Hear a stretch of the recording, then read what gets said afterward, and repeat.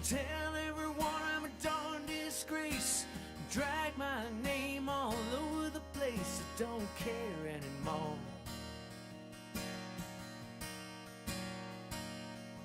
Well, you can tell everybody about the state I'm in. You won't catch me crying, 'cause I just can't win. I don't care anymore. Don't care anymore, yeah. I don't care what you say. I don't play the same games you play. 'Cause I've been talking to the people that you call your friends, and it seems to me there's a means to an end. They don't care anymore.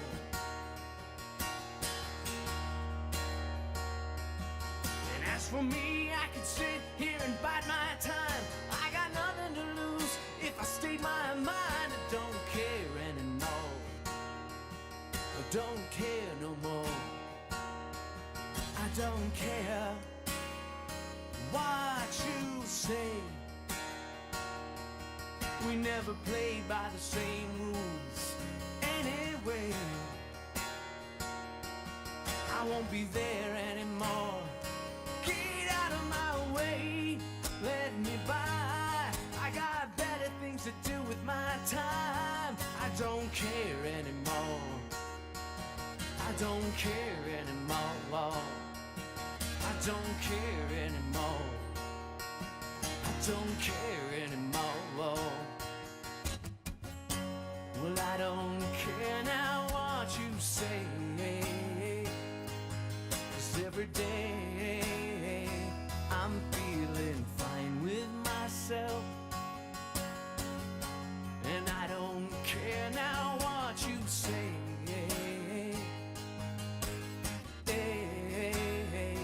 I'll do alright by myself, 'cause I know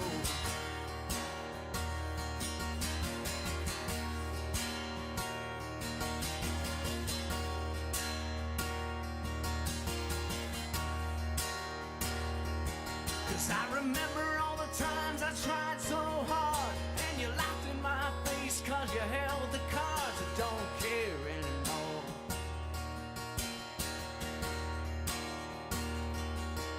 And I really ain't bothered what you think of me, 'cause all I want of you is just to let me be. I don't care anymore. You're here, I don't care no more. I don't care what you say. I never did believe you much anyway. I won't be there no more, so get out of my way, let me by.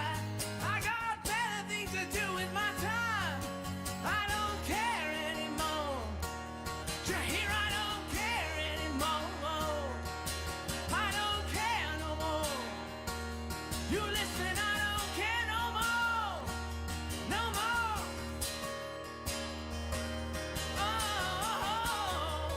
yeah, yeah. Oh, yeah, yeah. Oh, yeah, yeah. You know I don't care no more. Don't care no more. No more, no more, no more. Don't care no more. No more, no more. No more, no more. No more, no more. No more, no more. No more, no more. No more, no more.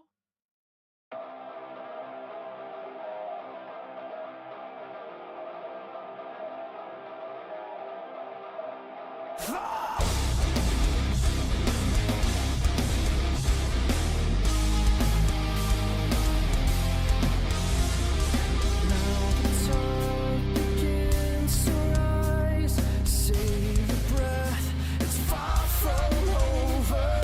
Leave the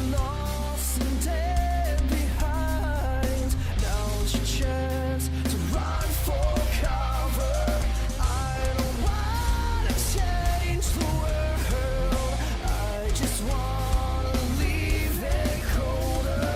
Light the fuse and burn it up. Take the path that leads to nowhere. All is lost again, but I'm not giving in. I will not bow, I will not break. I will shut the world away. I will not fall, I will not fade. I will take your breath away.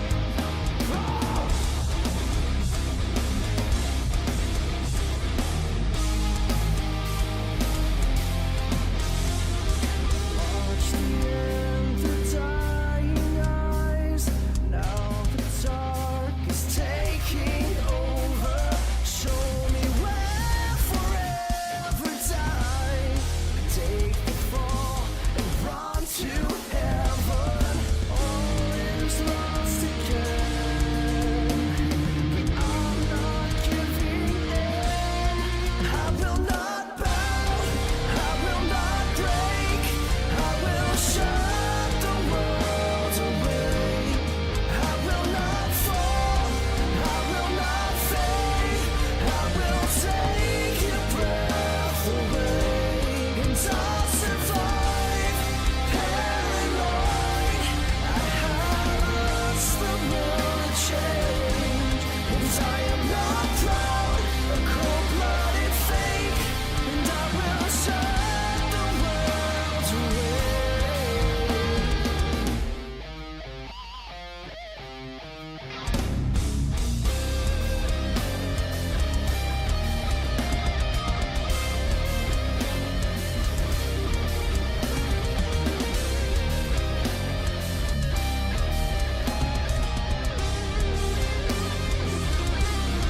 I will not bow, I will not break. I will shut the world away. I will not fall, I will not fade. I will take your breath away, and I'll survive. Paranoid, I have lost the will to change, and I am not proud, a cold-blooded fake, and I will shut the world away.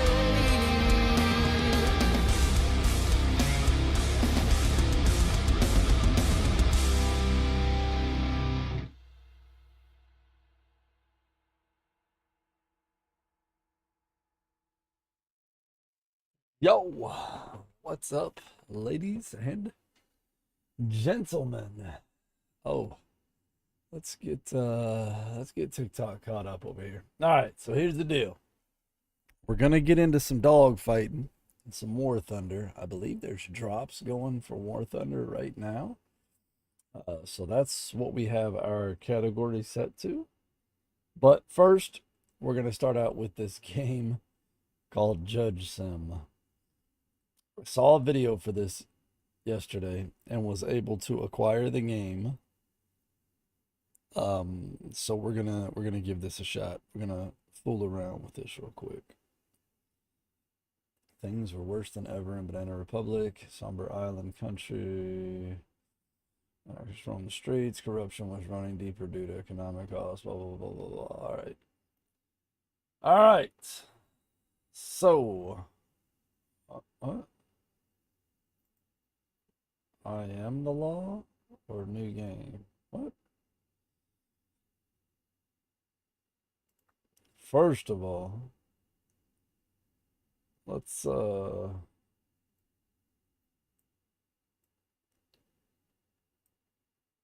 that down a little bit. New game. Select language. Please enter your name. Doc Mook.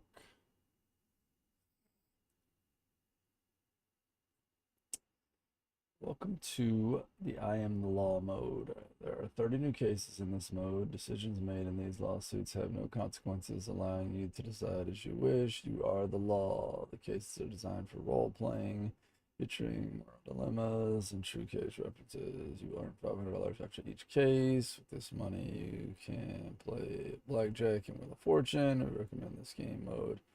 Players have finished the story section. Have fun. All right, so I haven't finished the story yet. Let's back up to the main menu. Just roam the streets. Corruption was running deeper due to economic crisis and rising crime rates. Bearing these burdens, judges who tried to make them. All right, so new game. We're not going to do the I Am the Law mode first. Uh-oh, ding dong. All right. Yes. Who is it? Doc Luke. You have mail. Dear Doc Mook, you were appointed as a judge.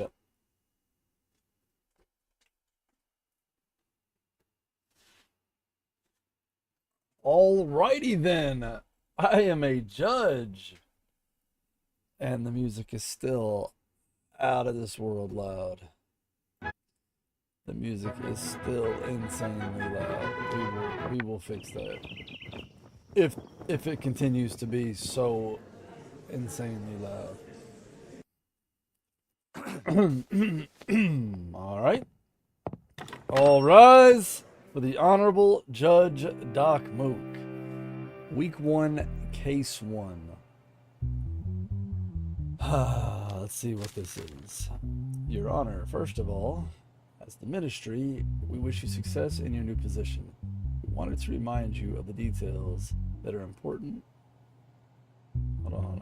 We wanted to remind you of the details that are important for you to make a correct job. Okay. Find the evidence in the evidence file. At the same time, you get information whether there is digital evidence on the tablet. Case file includes the content of the case and the information of the defendants. You can ask some questions to the defendants by clicking the microphone. These questions will play an important role in deciding your case. On the tablet, you can access some digital evidence, such as camera footage or audio recordings. You can also access the recordings of your dialogue with the defendants via microphone. These recordings will be added at the end of your dialogue with the defendants. The law book contains the rules and penalties for crimes that you need to look at to make the right decision. Finally, you will make your decision. Remember, your decisions will have consequences. Making wrong decisions in law book cases will cause your bars to increase. How full your bars are affects the probability of getting a 12 on the dice screen after each case. Therefore, remember that the game can end even if your bars are not completely full. Ministry of Justice. Scribble. All right. So, let me start this out by saying something that's very important to me. I have firsthand seen corruption that involves judges, states prosecuting attorneys, public defenders, and members of law enforcement agencies. So, as I sit here, hey, excuse me, whoever's out there coughing, I'm going to ask that you take a throat lozenge, a cough drop, a peppermint, whatever it is you got to do to clear that up, because we're not going to be coughing in my courtroom while I'm talking. Now, as I was saying, I have seen this corruption. There will be no corruption in this courtroom. I will hear the case. I will look at the evidence. I will take all factors into account, and then I will pass judgment. Now, with that being said, let's get on with the first case. Who do I have before me?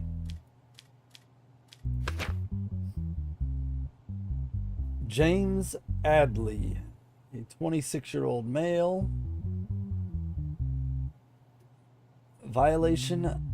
The charges against Mr. Adley are violation of restrictions. The details of the case. James Adley, who was seen by the patrolling police at 0200 after the specified restriction time of 2200. Who was it? I will have you removed from my courtroom if you cough again.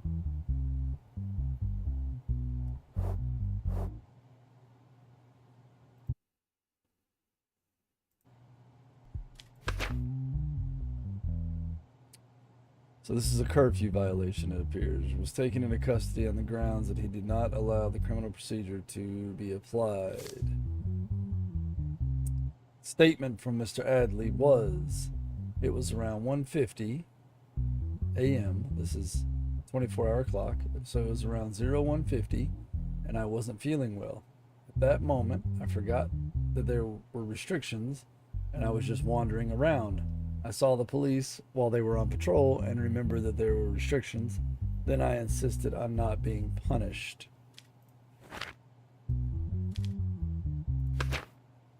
This case does not have any evidence. There's not going to be any digital evidence, and we haven't spoken yet. So let's ask Mr. Adley a few questions. Why didn't you allow the police to write a fine, Mr. Adley?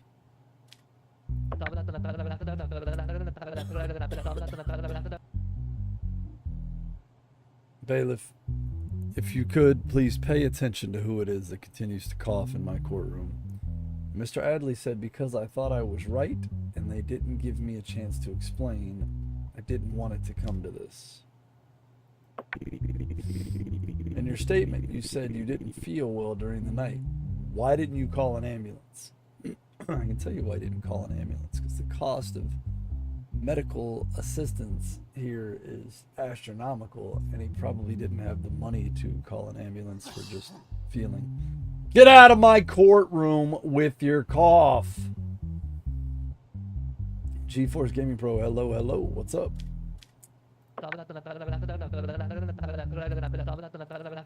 Oh, we're gonna get into War Thunder. Trust. We're going to rule some courtroom, and then we're going to rule the skies. Trust. Come with me if you want to live. Appreciate the follow. As I said, Your Honor, the first thing that came to my mind at that moment was to go out. And while I was doing it, I didn't think of the details. Okay. Let's see. Mr. Adley simply wandering around outside. Does he have a criminal record? It doesn't show anything about criminal record.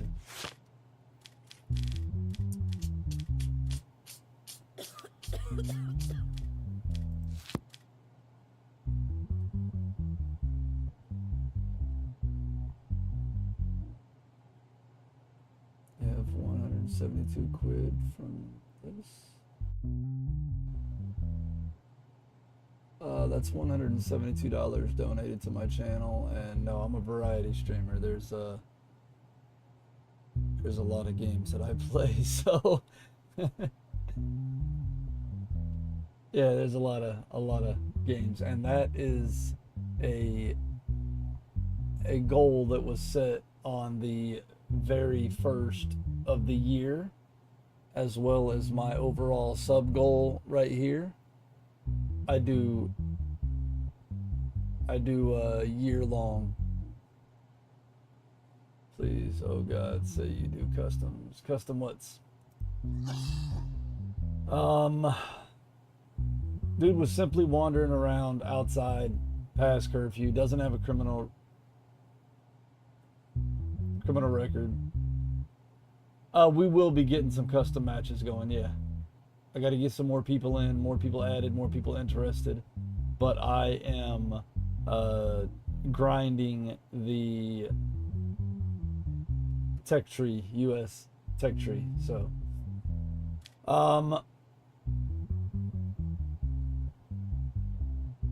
You know what?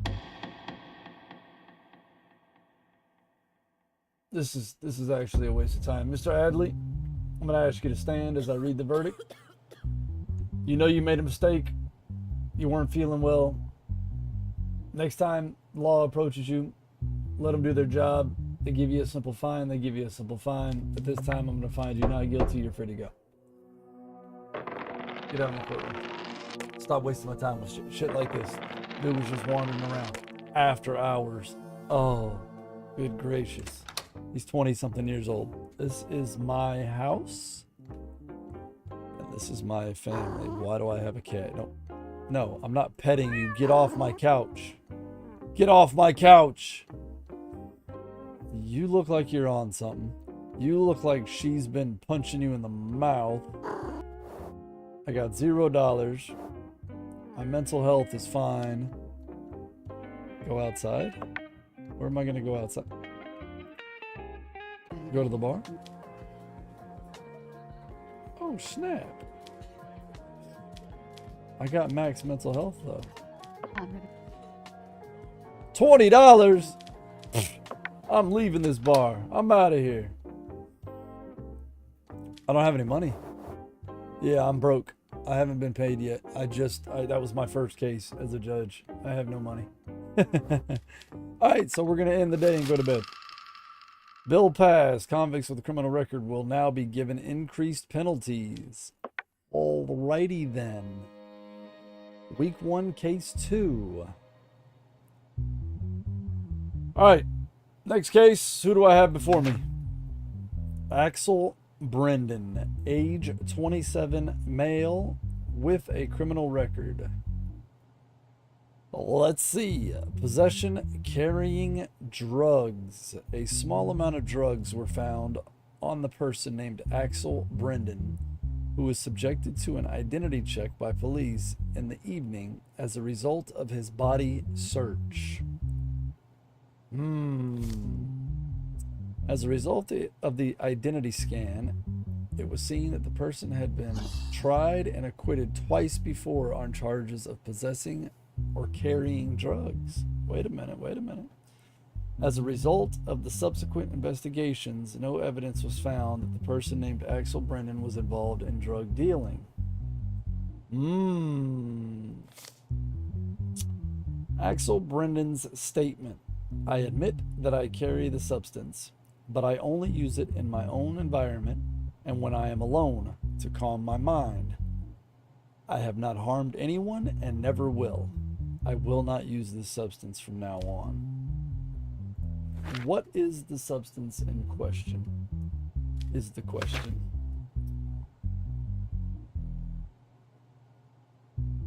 Oh.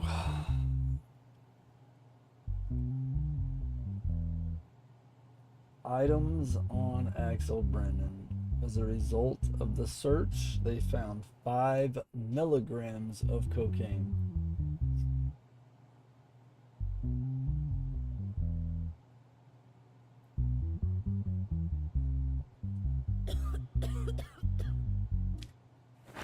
Stop coughing in my courtroom. You mean to tell me you brought this dude in front of me for having 5 milligrams of cocaine? Bruh. That's like, it's like the dust, the powder that sticks to the side of the little baggie here. What the hell is he gonna do with 5 milligrams of coca? Alright, so he's got 2 acquittals, and he's still carrying drugs. Possession, carrying drugs, sentence is 10 months public service. It wasn't aggravated, he didn't do anything. He didn't do anything crazy. Alright, let's just hear his side real quick. Were you going to sell this stuff before you got caught in the ID check? No, Your Honor. I was just on my way home and suddenly I saw the police checking IDs. I wanted to change direction, but I was already on their radar. So, Mr. Adley, or Mr. Brendan, Where did you get this stuff from? You get it through a friend. You don't know who he gets it from. Okay, okay. Damn, he just threw his friend under the bus just like that. You hear that? You hear that, officer? See if we can get you some work real quick. This person you call my friend, your close friend? No, Your Honor. It is someone I met at a bar called Grand Pub a month ago. I don't know him personally. Okay. Okay.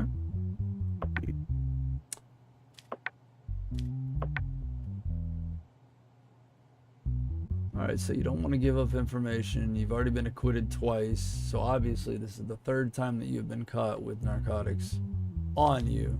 It's a small amount. It's nothing major. You do have a criminal record. Mr. Brennan, I'm going to have you stand up real quick.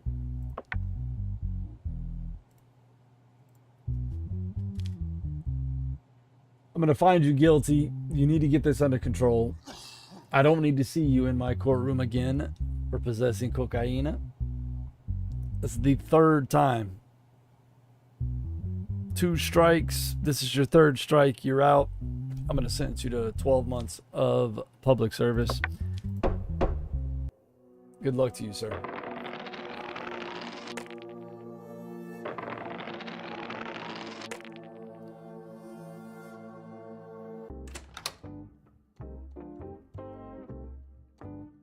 I still have no money.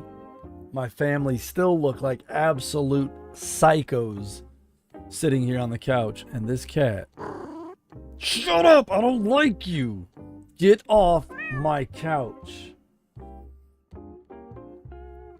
Nah, I could turn the volume down, but I'm not going to. We're going to bed. It's been a long day. I don't know my wife's name. Whatever. Wife. I'm going to bed. All right. Who do I have before me? Jason Hamstred. Age 42. Gender male. Fingerprint 2121315. Criminal record? No. Charges? Assassination. Oh boy.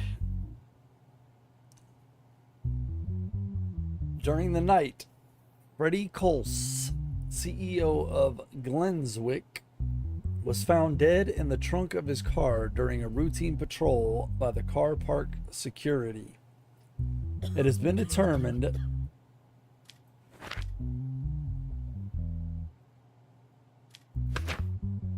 that the CCTV camera covering the area where the incident took place was not working at the time of the incident. Of course, there's no fucking camera footage of some dude getting killed and stuffed in his trunk. Why would the camera be working when this dude gets killed? We're dealing with a professional. A professional. Security guard Jason Hamstred, who was the only employee in the company at the time of the incident, became a suspect and was taken into custody by the police. Okay. The statement by Mr. Hamstred, or Amstred, I don't know how you would say his name. On the evening of the incident, only 3 hours had passed since I started work. While I was doing my routine hourly patrol, I saw Mr. Colse's vehicle, but the open trunk of the vehicle caught my attention. When I approached the vehicle, I saw Mr. Colse's lifeless body in the trunk. What caught my attention about the body was that it had a red rose on it. Afterwards, I immediately notified the police. Dude's been at work for 3 hours. He's doing his rounds, and he sees a body in a trunk.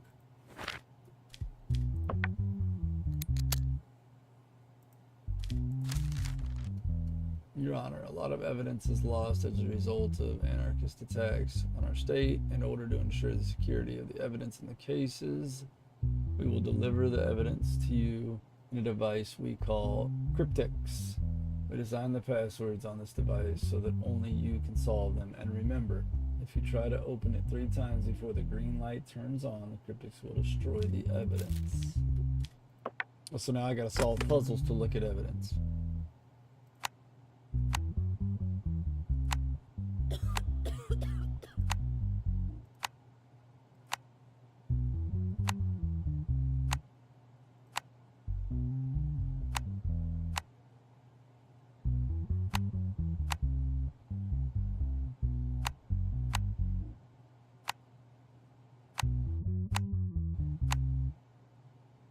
Huh. Okay, it's a 4-digit combination, basically. That's not easy. Alrighty then, we are dealing with Agent 47. This is the rope found next to the vehicle tire that used to kill Freddie Coles, and there was a red rose found on the body.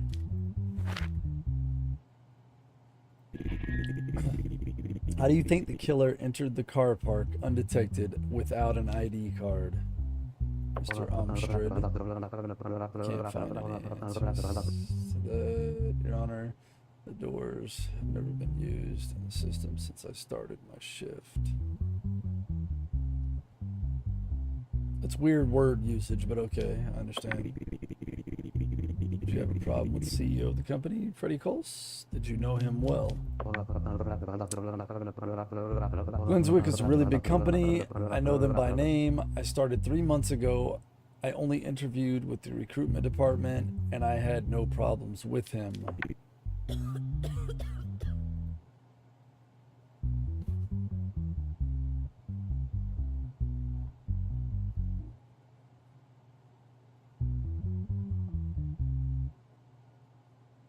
I don't think this guy did it. I think he's just a lowly security guard that was caught by a professional. And it looks like he did it because he was the only one who had access to the car parking lot. But again, there's no CCTV. And who's to say that the doors weren't tampered with as well? There's no type of evidence in this case.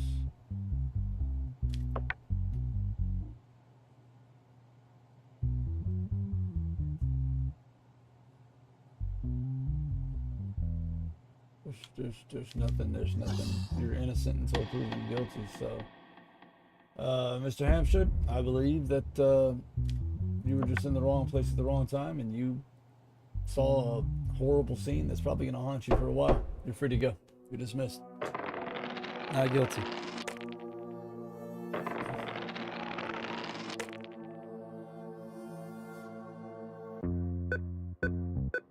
Oh yeah, payday. Salary payment 600, house rent 300, shopping 120. What? I made $100.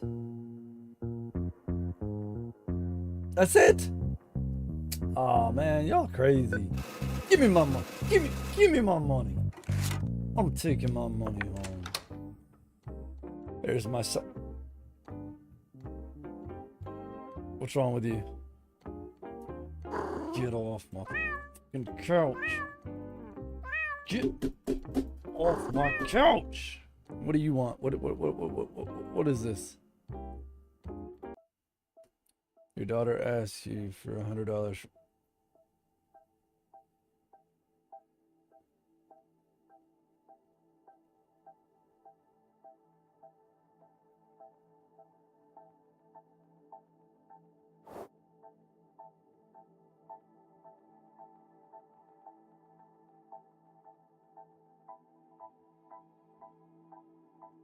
Is this like a real life simulator? I thought this was a judge simulator. It didn't say anything about having kids and having them take all of your money for working your ass off all week. Take the damn money. Oh, I got an achievement for giving my daughter the money. Look, wife, whatever your name is, and cat. Get the cat off my couch. I'm going to bed. I'm going to bed. I work all week. I make this money. Goes in one hand, right out the other. Oh, we got two defendants. Two people standing in front of me here. What the heck is going on here? Bob Isaac Groove, age 34, has a criminal record. And Connell Glean, age 32, has no criminal record. Bob, criminal record. Connell, no criminal record. All right. Charges are auto theft. The vehicle was stolen while parked in a parking lot opposite the neighborhood where Aleman Diaz lives. Following a denunciation on the morning of the night the vehicle was thought to have been stolen, the license plate was traced. The vehicle was turned over the same morning, and as a result of the searches, a package containing cigar scissors was found in the vehicle. Apart from this, no additional findings were found. Who was it? Who?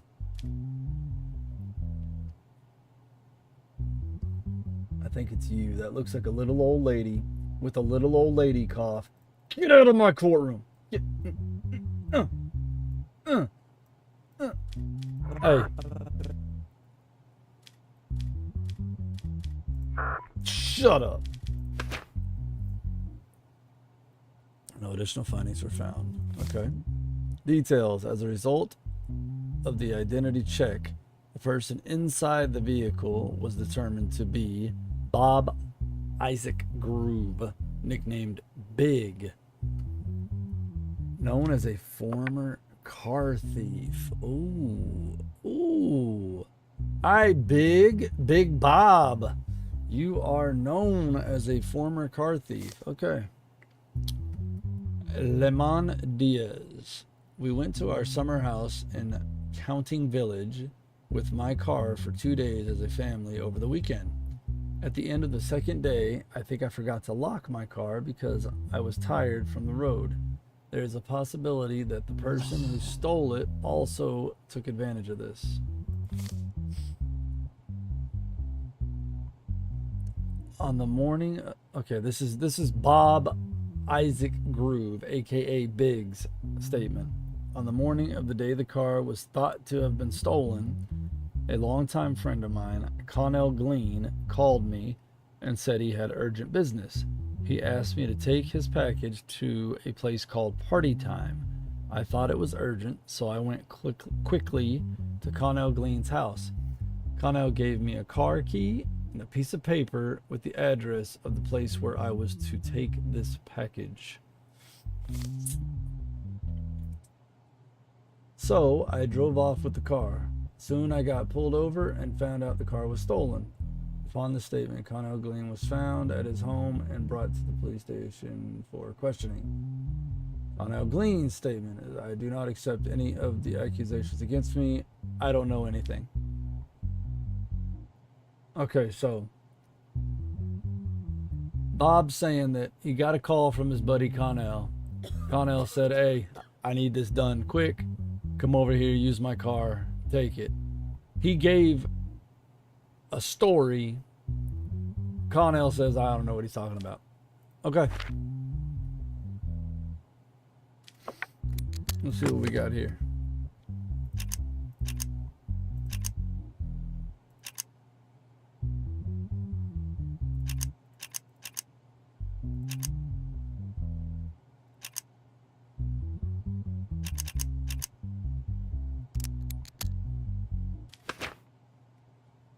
Cigar scissors and box found in the vehicle.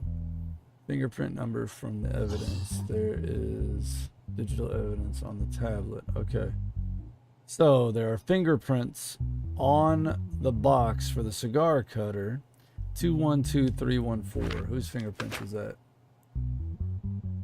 It's not Bob.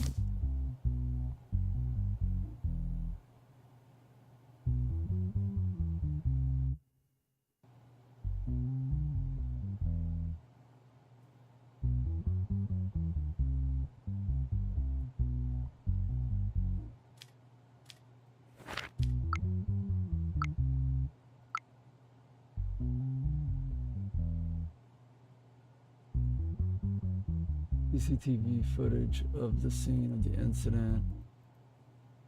No facial recognition.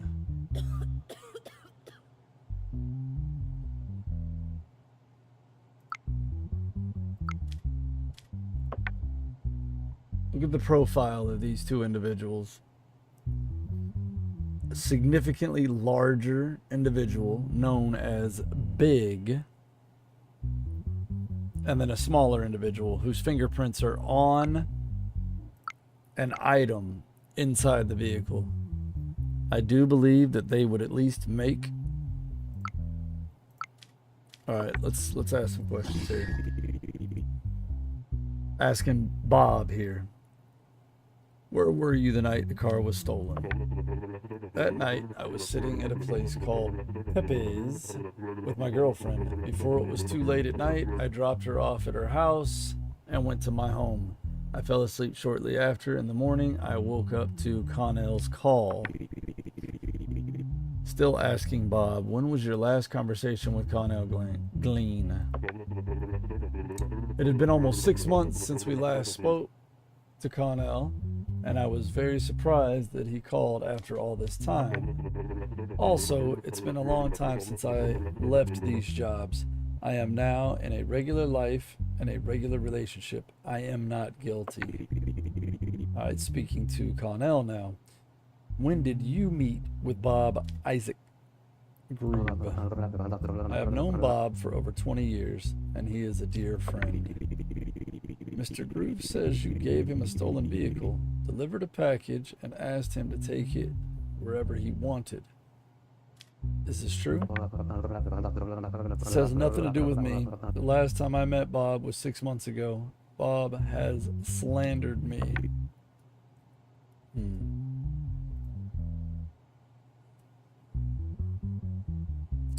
All right, so here's my only problem with what it is. The owner of the vehicle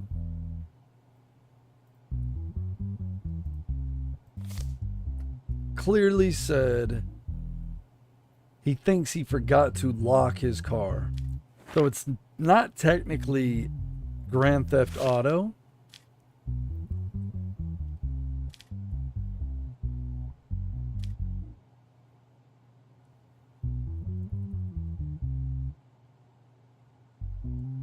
The criminals must be given the sum of their sentences for the crimes listed in the charges section. Criminals with a criminal record should be given aggravated punishment for the crime.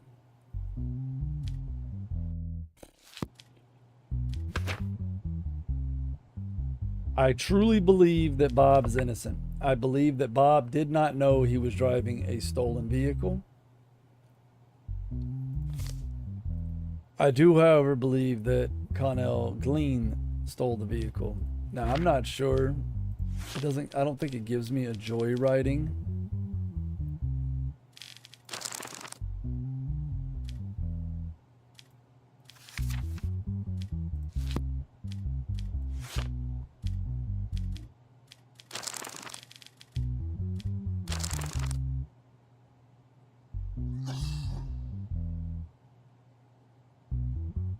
So we're going to give him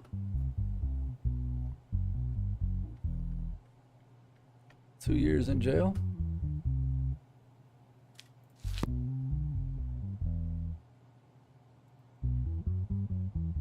I think Bob was just, so he's got a record. He says he's cleaned up his life. I think Connell took advantage of it and set Bob up.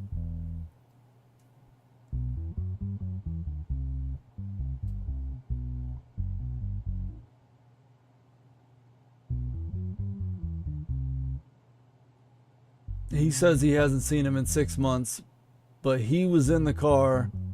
His cigar scissors were in the car. All right, here's what's going to happen. In the matter of State versus Bob Isaac Groove, we find the defendant not guilty. You're free to go. In the matter of State versus Connell Glean, we're going to find you guilty and sentence you to 2 years in jail. Don't steal another car. And if you do, don't come to my courtroom. Because you're going to jail.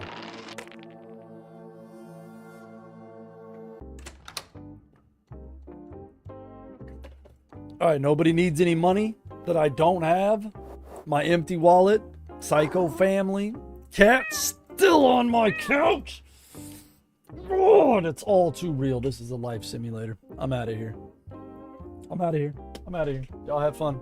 Yep. And go watch somebody play War Thunder. Oh, I'm not supposed to be waking up until now because my 3 alarm clocks are going off. That was the first one. All right, let's go to bed. Let's go to bed. I can't take it. Oh, breaking news. State of emergency declared. Due to the recent increase in anarchist activity, the government has declared a state of emergency. Whoa. All right. Daily news. State of emergency declared. Due to the state of emergency, judges can now be appointed to all types of cases. What do you mean all types of cases? I was only getting doo-doo cases before. What's going on here? Week 2, case 2. Oh. What?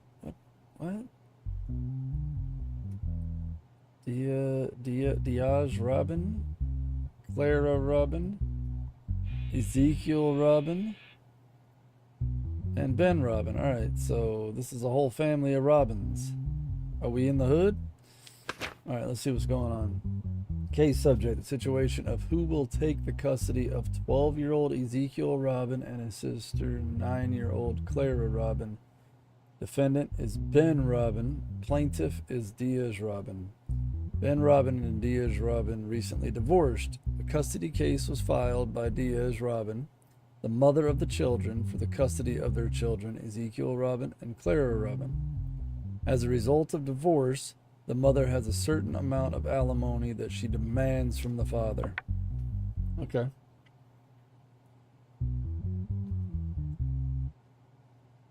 So you have brought before me a custody battle. They got a divorce. She wants custody of these 2 kids and wants him to pay her alimony to Ezekiel Robin. That's the 12-year-old son. Are you sad that your parents are divorced? No, I'm not, because my parents didn't get along very well and they argued all the time. My sister and I were very uncomfortable and I couldn't stand the crying of my sister anymore. All right, so this is coming from the 12-year-old son. Not sure what state you live in. In most states, I believe that he's old enough to have a say-so in what goes on in a custody battle. And he's also speaking up and protecting his little sister. So that statement right there is in itself is a lot. Okay. So let's see what we ask next. So do you want to live with your mom or with your dad? That's the question. What is important to me is my sister. I certainly don't want to leave her, but the best thing for her would be to live with my mother. Okay. Interesting. Who would you prefer? So straight up asking, who would he prefer to live with? My mother is more important to me. I think being with my mother will be better for me and my mother. Of course, with my sister. All right. So he 100% feels that he and his sister will be better off living with the mother than with the father. I mean, they both look like they're on some shit, but that's an impactful statement right there. All right, now asking the 9-year-old daughter, are you sad that your parents are divorced? Yes, very much. Even though they fight, I love them both very much, and I can't live without even one of them. Okay. Do you love... Oh. That's kind of a weird question. Do you love your mom more or your dad? I'm not sure I would have asked that question, but okay, we'll go with it. I love them both very much. I never wanted my parents to get divorced. That's why I feel so bad. If you had to choose, who would you choose? Your mom or your dad? I don't want to choose one or the other. My only wish right now is that my brother doesn't leave me. He always supports me. Please don't separate my brother and me. All right.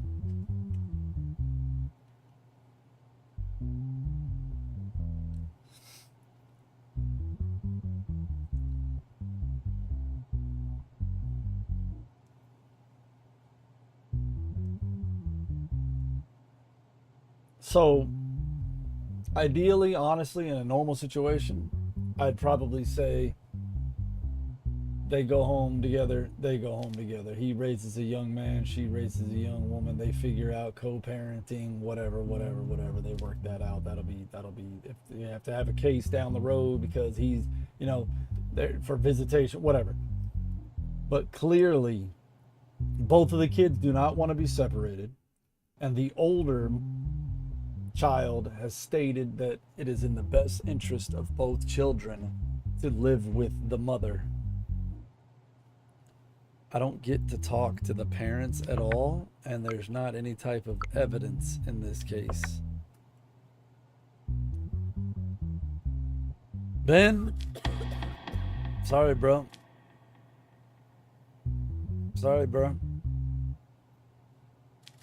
Decision giving custody of both children to the mother. I hope you guys can work this out. Ben, it doesn't mean you're out of the picture. You can still be there for your kids. But that's what the kids want. I got to do what's best for the kids. All right, our mental health is still 100%. We still have a psycho-looking family. The cat is still on the back of my couch. I don't understand it. What the fuck? And it's been a long day, and I have $0, so I'm going to bed. That's all there is to it. All right, we're back in the courtroom. And who is this gentleman in front of me? Case file, James Redlow, age 51, male, fingerprinted and has a criminal record. Alrighty then. Assassination.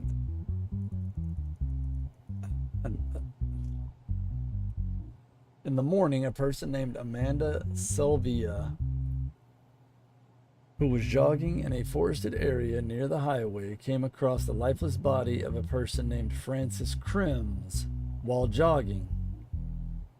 It has been determined that the CCTV camera covering the area where the incident took place was not working at the time of the incident. Of course, yet again, hold on. Once again, we have somebody assassinated and CCTV cameras not working in the area.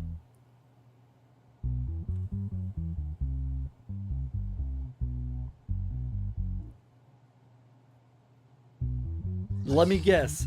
They were strangled with one of those, and there was a rose on the body. Somebody running around just slaying everybody. According to the autopsy report, it was understood that he died as a result of prolonged asphyxiation without any signs of impact on his body. So he was strangled. Okay. According to the allegations, the last person the deceased was in contact with was James Redlow, this gentleman, a member of the board of directors of Caron and Wells. So you are a member of a board of director of Caron and Wells. So I'm assuming that the Mr. Francis Crims was also a member of this board. James Redlow. That night we left the company together. We went to the bar called Luge Drop with his vehicle. After staying there for about 1 hour, he dropped me off at my home. I don't know what he did after that or where he went. Francis and I were good friends. While sitting at the bar, I saw him troubled, but no matter how much I insisted, he did not say anything. He just said that there was something wrong in his life these days, and no matter what he did, he couldn't change things. That's all I can say. I am so sorry for the loss of a close friend.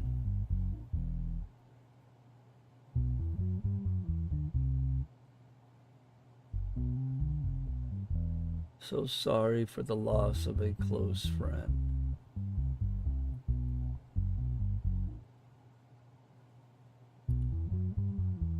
Okay. Amanda Selvia's statement to the police. That morning, like every day, I headed to the area in the forest that I always prefer to run. While I was taking a break to drink water, I saw a body lying flat behind the bushes. I immediately informed the police. All I remember is that the person lying on the ground was wearing a suit and had a red rose on him.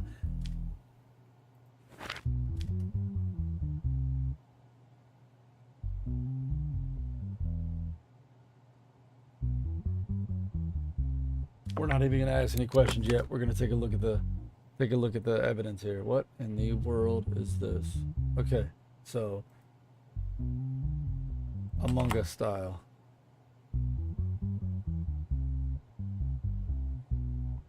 This goes to 3.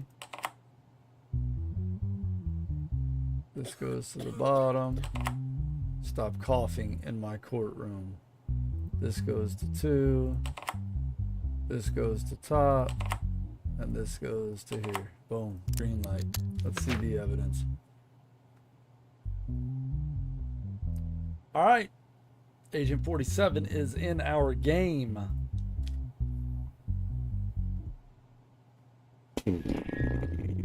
How long is your friendship with Francis?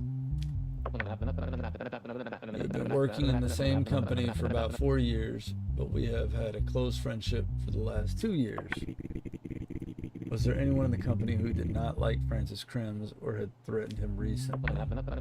No, as far as I know, there's no such person. In fact, he was the CEO of our company, and he was well liked by every member on our board team. All right, so a CEO was murdered in a parking garage, stuffed in his trunk, with the same MO as what we're seeing right now. A CEO is found in the forest, in some bushes. Serial killer wiping out CEOs. Did you often go to the bar and question with him? Yes, we used to go at least twice a week and vent to each other.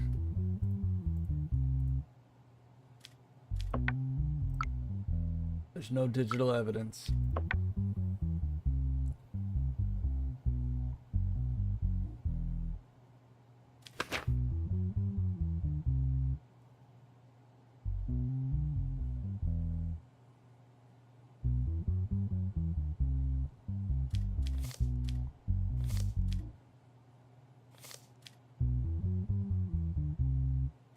I'm assuming that it would tell me the information about his criminal record if it was relevant to the case.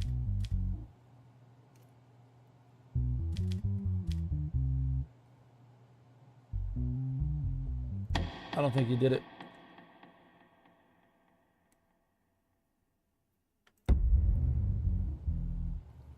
Mr. Redlow, I do not believe you committed this murder. I'm sorry for the loss of your friend. I just feel that you were the last one to see him alive, but I don't think that you did this. I think we're looking at a professional serial killer. I'm going to let you go today. Sorry for your loss. Judge Doc Mook has a letter on his desk. As a result of the decisions you made in the cases, we decided to raise your salary. This week you will earn $700. Oh. Ministry of Justice. Scribble, scribble, scribble, scribble, scribble. All right. Appreciate you.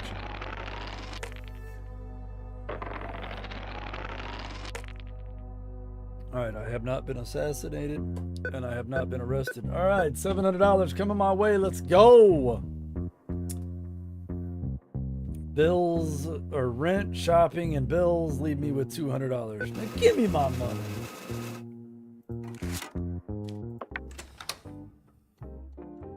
I can't take this. You guys are this cat staying on my couch. I'm going out. I'm going to the casino. I'm going to this casino. I'm playing some blackjack. What am I doing? $5 bet. Let's start. I got a king. I got a 20 with a dealer showing a 2. I'm gonna stay.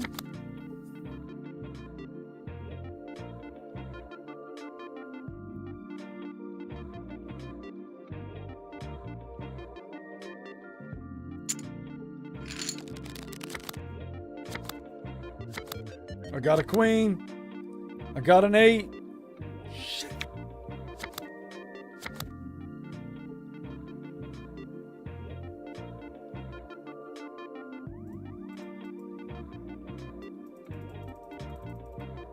This is rigged. This is rigged to make me go broke at a casino.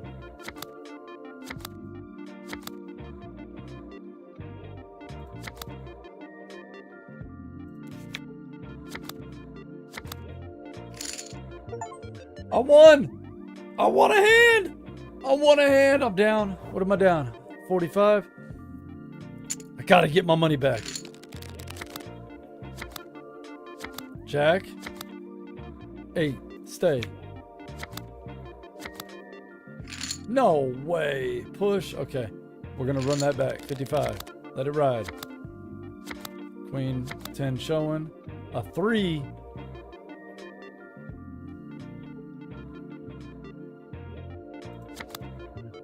$18. Stay. No way. You're a dick. You're fired. That's it. I'm leaving. I'm leaving. Get me out of here. Get me out of here. Cash out. I'm leaving. I'm broke. What's the Wheel of Fortune? What the hell? Oh, no. Where's it on?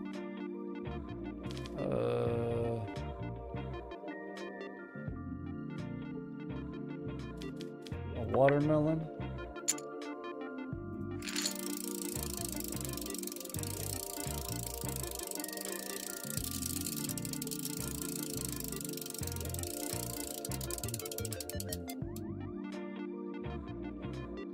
Screw you. I'm broke again. I can't take this.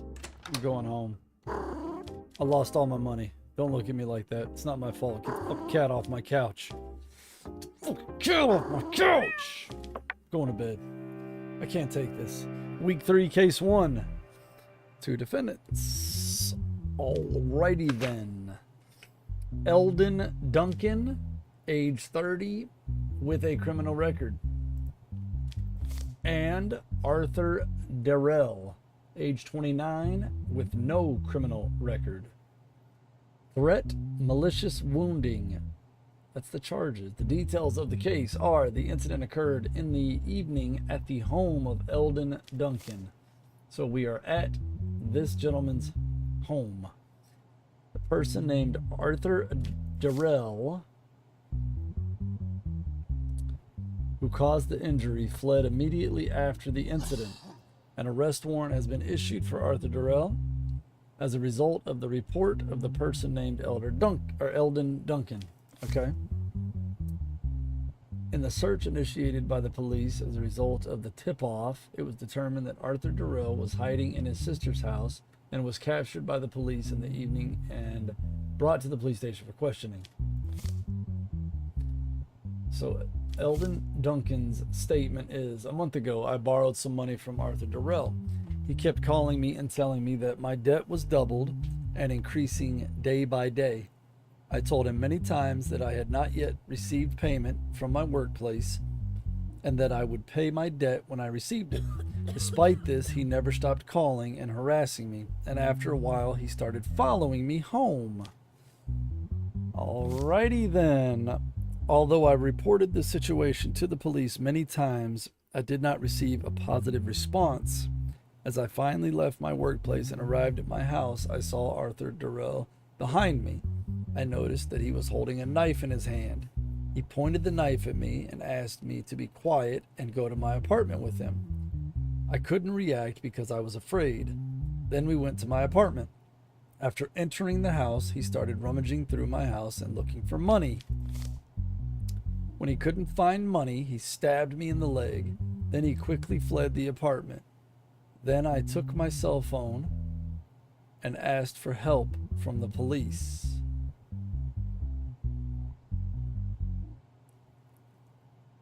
About a month ago, Eldon Duncan called me and told me that this is Arthur. So this is Arthur's statement here. This is the one that doesn't have a criminal record. He loaned some money to this guy and they got into some shit. About a month ago, Eldon Duncan called me and told me that he needed some money.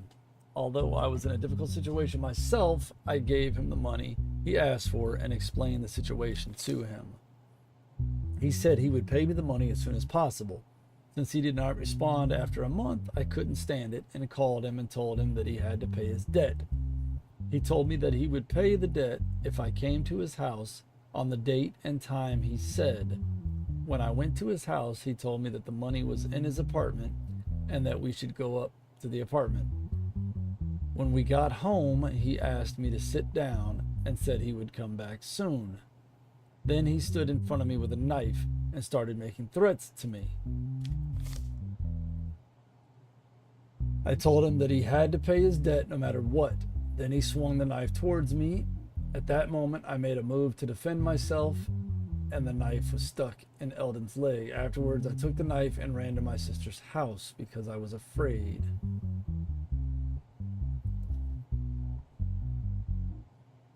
Why did you take the knife, though? You should have never touched the knife. What the hell is this?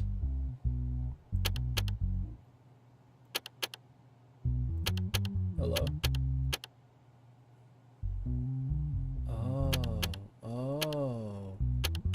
One of these guys, huh? Alright, so boom, boom. Boom.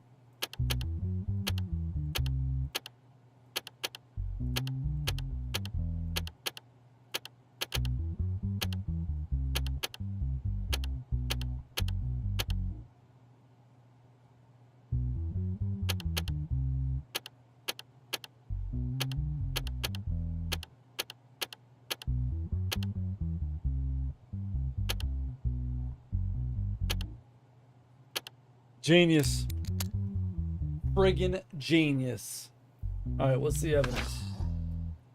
Knife found on the person. 21272 is the fingerprint. Alright, let's look at that first. Whose fingerprint is that? 21272. So Arthur Durrell.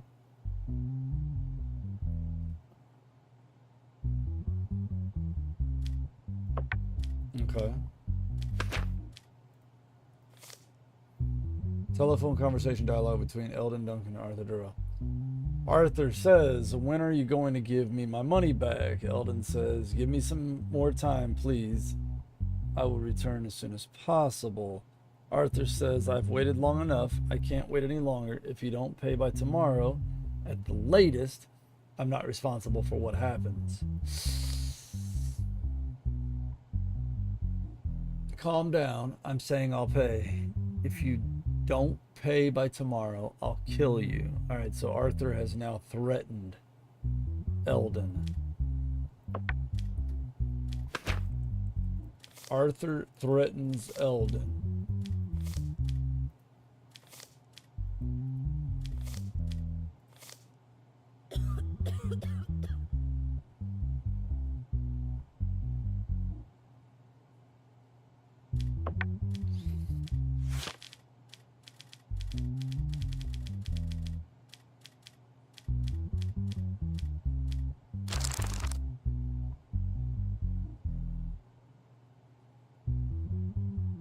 Malicious wounding.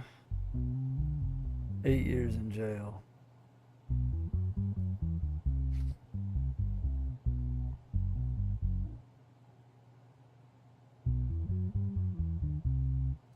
He doesn't have a criminal record, so it's not aggravated.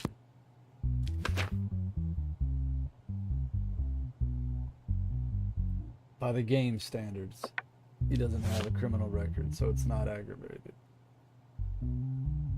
Malicious wounding is 8 years in jail. Home invasion is 2 years, so he's at 10 years. Does this count as kidnapping? 16 years.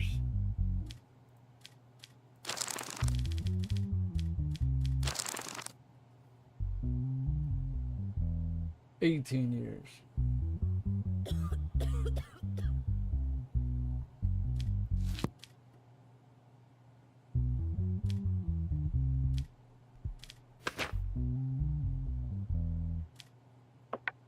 $18 for Arthur.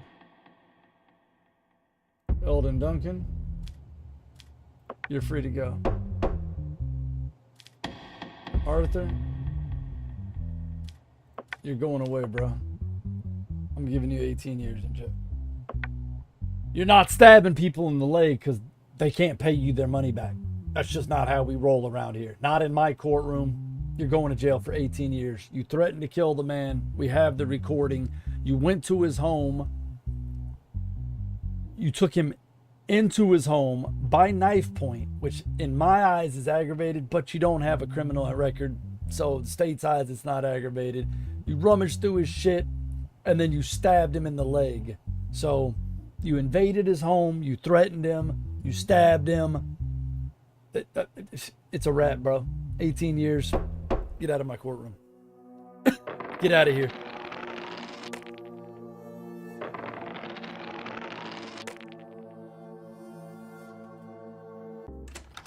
We're not stabbing folks because they can't pay back a little bit of money. Mental health is still at 100. We only have $85.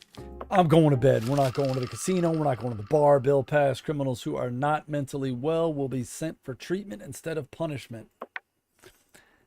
Bullshit. Going to jail. You're going to jail. All right, who's in front of me? Dude, you look like you've had it rough, bro.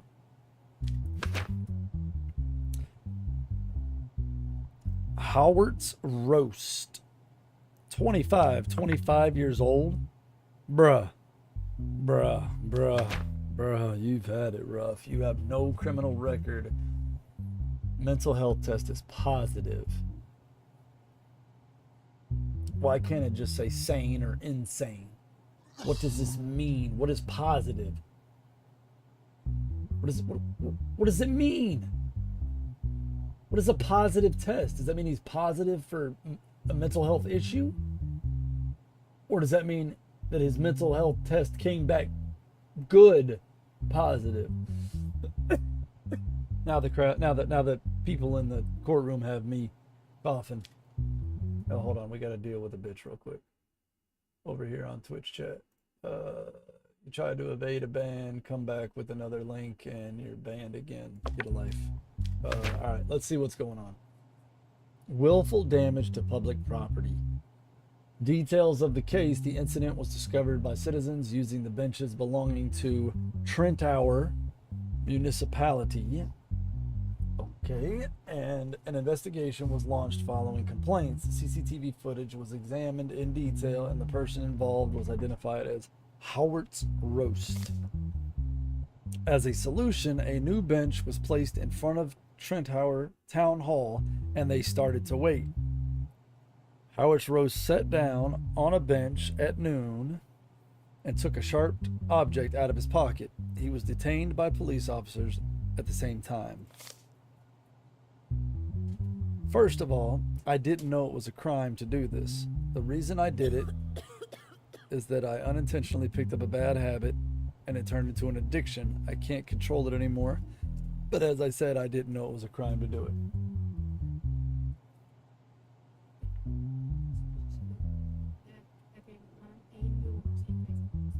Okay.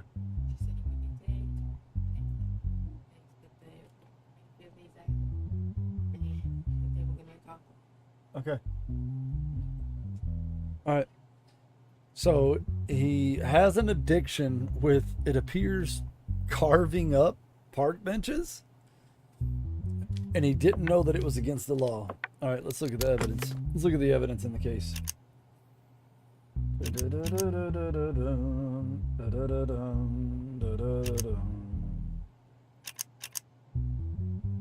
Boom. Genius. That guy ain't never done this before. All right, so dude dug all up in... There's benches damaged by the defendant. Dude dug all up in the benches with some knives.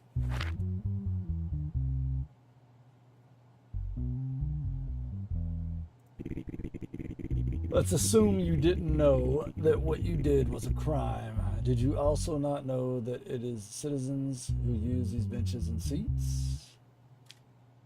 Of course I do, Your Honor. I wasn't thinking about that part of it when I did it. Do you regret doing this? I absolutely regret it, and I promise to do my best for public peace from now on.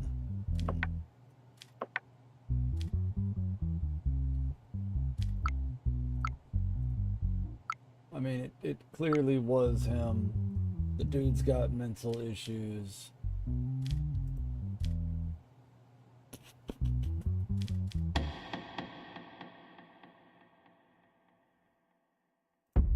There's not really much to look at here. I'm gonna send you for treatment. I hope you get this addiction under control.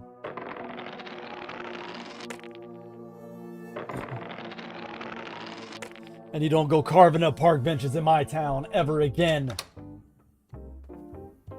$85 friggin' with a crazy, and this cat is still on the back of my couch. What the fuck? Get your cat off my couch! You, psycho-looking kid. Smack the cat. Get it off the couch. I'm going to bed. I don't want to see that cat on my couch when I come home tomorrow. What the hell? Trunks Music Producing Company and The Wall Music Producing Company. Alright, so what do we got? Copyright, trademark, what's going on here? Case subject, Trunks, a music production company, claims that The Wall, a music production company, is using the structure of a track that belongs to them and violating their copyrights. Defendant, The Wall Music Production Company. Plaintiff, Trunks Music Production Company. There is one digital evidence for this case. Details. Trunks Music Company has released a new track in recent weeks. 3 days after the track was released, the music company The Wall released a track of its own. In response, the music company Trunks argued that its copyrights had been infringed and that it should be paid $10 million in damages, citing the track's infrastructure as evidence. The lawyer of Trunks Music Production Company. We spent a lot of time working on the track and we were very happy that we finally finished it. But a few days later, we realized that the track released by the music company The Wall used the exact same infrastructure that was used. Our problem here is not that they did this, but that they did it without permission. We decided to file a lawsuit for compensation, which we hope to get. We request that the appropriate action be taken. All right, so that's the lawyer of Trunks. The lawyer of The Wall says the track was created with a completely original infrastructure and the long efforts of our sound engineers. This kind of accusation is unacceptable. We don't think there is copyright infringement just because the infrastructure is similar. We are sure that in the tracks we released before them, they also have tracks. Oh man, I'm about to die.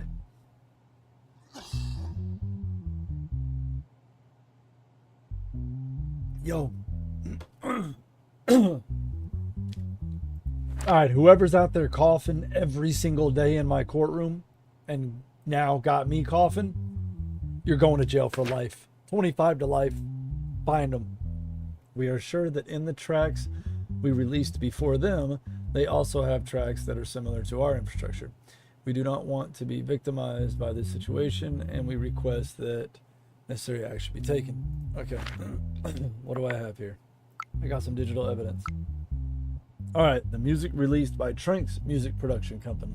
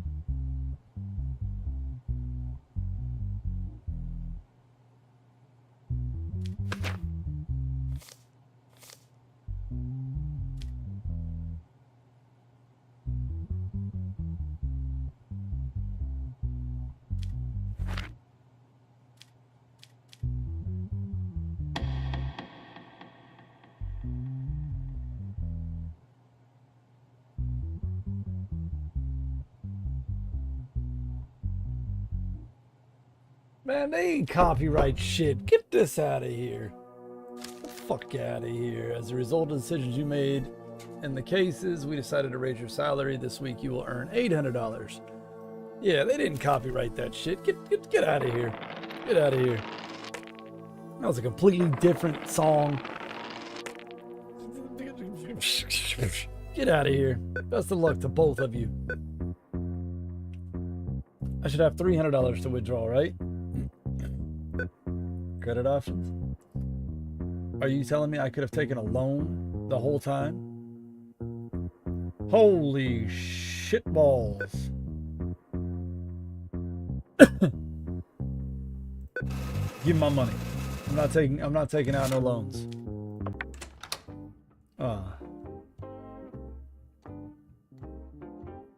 The cat's still on the back of my couch. What the fuck? And now let me guess, you want some money for something stupid. Son says his clothes are getting old. He wants $300 for new clothes. Do you accept? Yeah, take the money, dude. Just take it. Take it all. I got $85 to my name. I'm going insane. I still have 100%. You're not doing anything.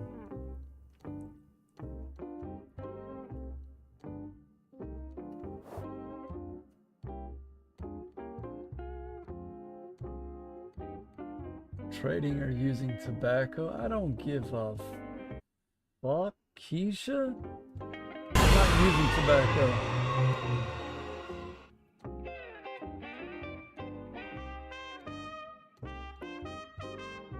All right. I'll get to War Thunder. When I get to War Thunder, I'm still handling court cases, bro. We're still in the courtroom. We'll be cracking whips in the skies when we get there, but we still handling court cases right now.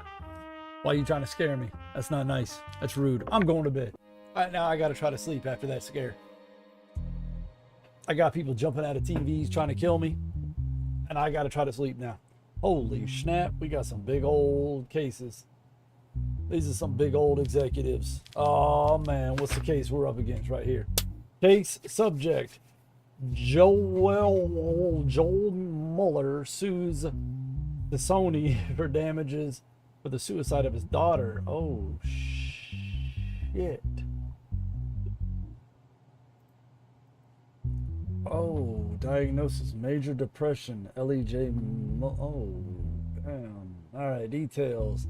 Joe Mueller alleged that his 15-year-old daughter, Ellie J. Mueller, had played the game Last of Me 2, owned by Sony, and that sometime after playing the game, she suffered from depression and subsequently committed suicide. Joel Mueller, who blames Sony for his daughter's suicide, seeks damage in the amount of $10 million for the pain and suffering he has suffered. Oh, shit.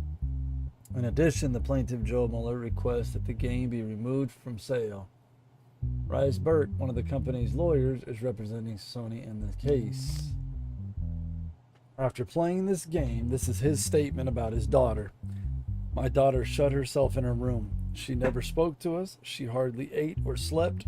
She was exhibiting behaviors she would never normally do.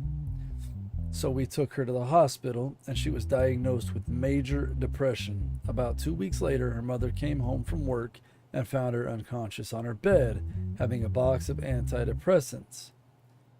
When we took her to the hospital, it was already too late. Rice Burke, our company never accepts such smear campaigns. Before the release of our games, we stated the legal age limit as 18. Here we see that Mr. Mueller's daughter, Ellie, does not meet this age limit. In this case, the fault lies entirely with the family.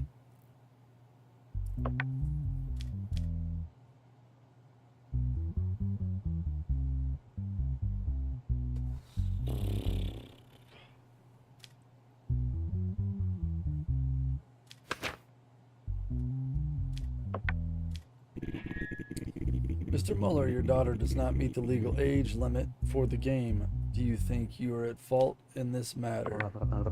Your Honor, my daughter borrowed the first game of the series from her friends and played it. When the second game came out, she practically begged me to buy it. As a father, I couldn't break my daughter's heart. The game must be removed so that others don't have to go through what I went through. Mr. Burke, what is your defense on this matter? Your Honor, our game has sold a lot of copies around the world, and we've never had an incident like this before. The reason why this happened is because the family acted unconsciously.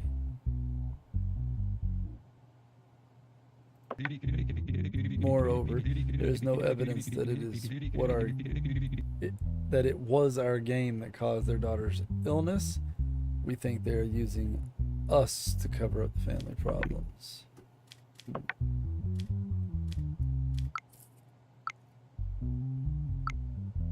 All right. So this one's this one's touchy because a lot of times you got scapegoats, like it was the video games that made me do it, or it was Eminem's song that made me do it, or it was, well, I firmly believe that Nicki Minaj and Cardi B are responsible for how many thoughts and little ignorant teen. Anyway, I don't think that a video game or a movie or a song or an influencer is solely responsible for actions, especially of a child. If a parent bought a game that is labeled as mature, 18 and up, and you're buying your 15-year-old daughter this game, it is a sad loss. But I solely, truly believe that it is on the parents. It is on you, Mr. Mueller. I'm sorry for your loss, but I don't think that this company should be punished and the game should be removed because of this one incident when you couldn't break her heart and ultimately you ended up breaking your heart. So I'm going to find that the company is not responsible for this.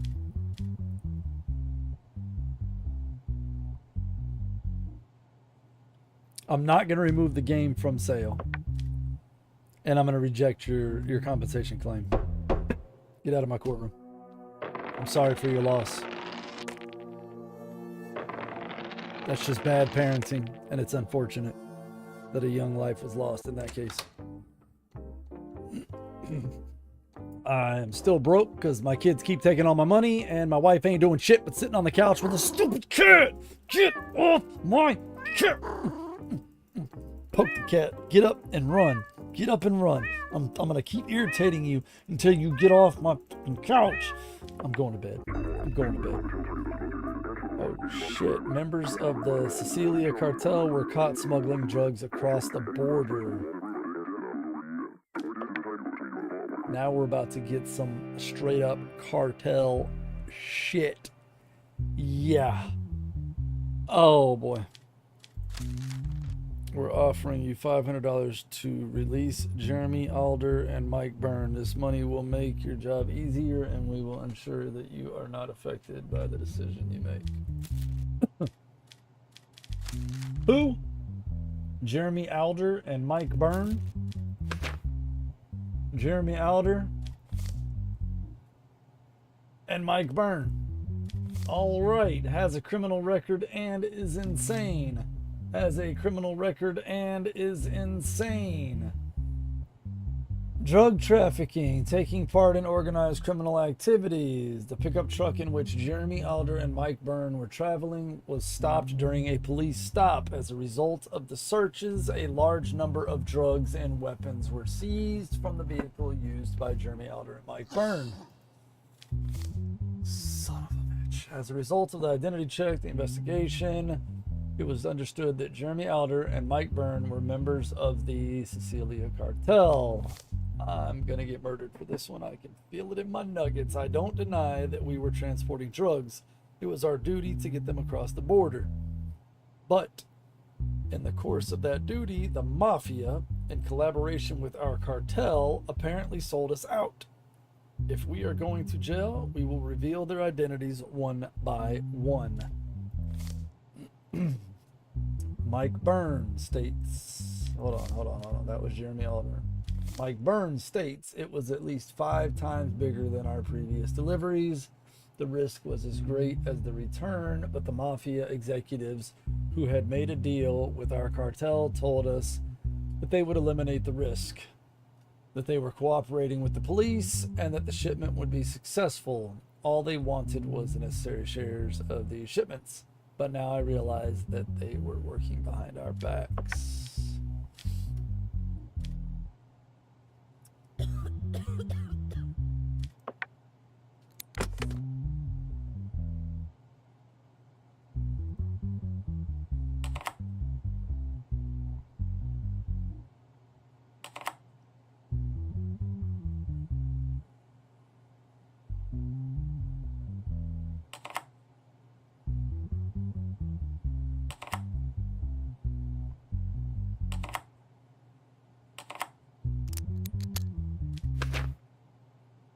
What was seized after the operation? 8 kilograms of surgic acid, LAD 25, 9 liters gamma hydra, okay, some GHB, and 2 submachine guns.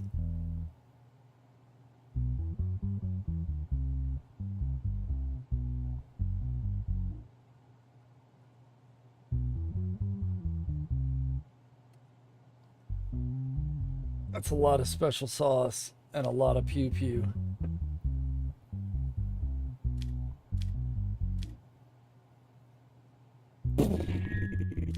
If you cooperate and reveal all the cartel members, I will do my best to get you the minimum sentence. Will you cooperate?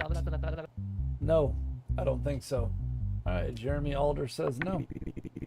Say the mafia double-crossed you, but do you have proof of their involvement? No, I don't have any evidence to offer at the moment, but soon our cartel will sort it out. You expose the names of the mafia members you think double-crossed you in court. Wait. If you expose the names of the mafia members who you think double-crossed you in court right after you can be sure that I will punish them too. Are we going to help each other with this? We don't trust your judgment or your help.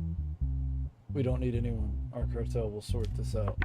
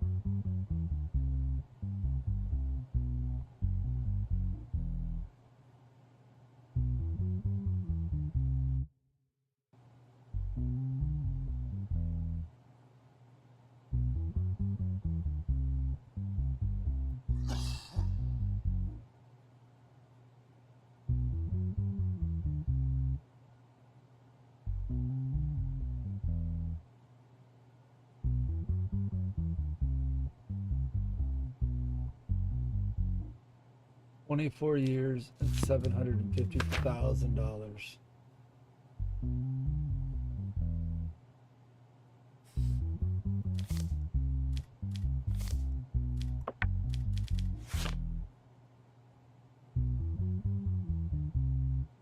$24 years, $750,000.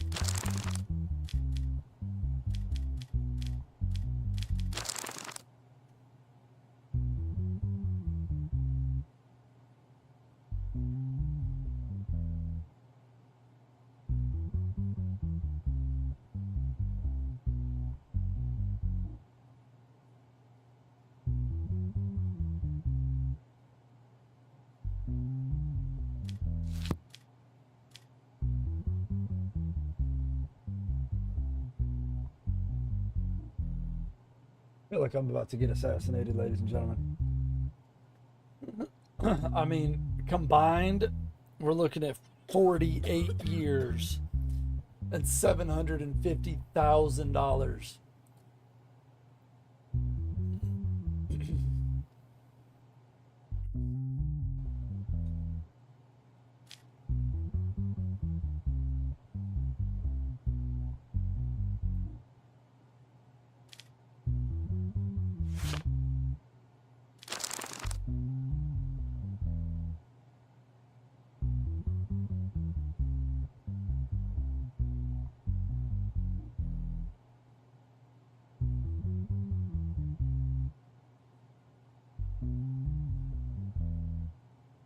Okay, a negative mental health test. So they're not okay. So I did that wrong earlier. I sent that guy. Okay. I should have. Okay. Never paid attention to that. I'm glad I read that. All right. The sum of their sentence. So that's 48 years and $750,000. Can I do both?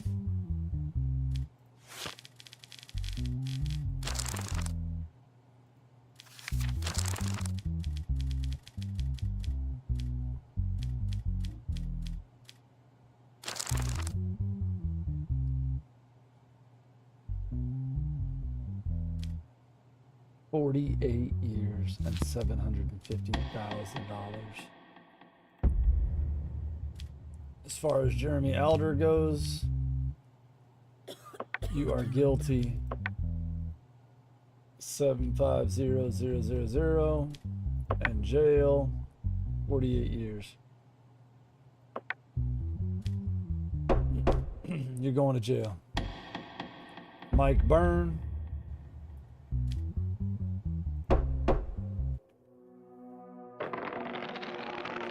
Whew. All right, not assassinated,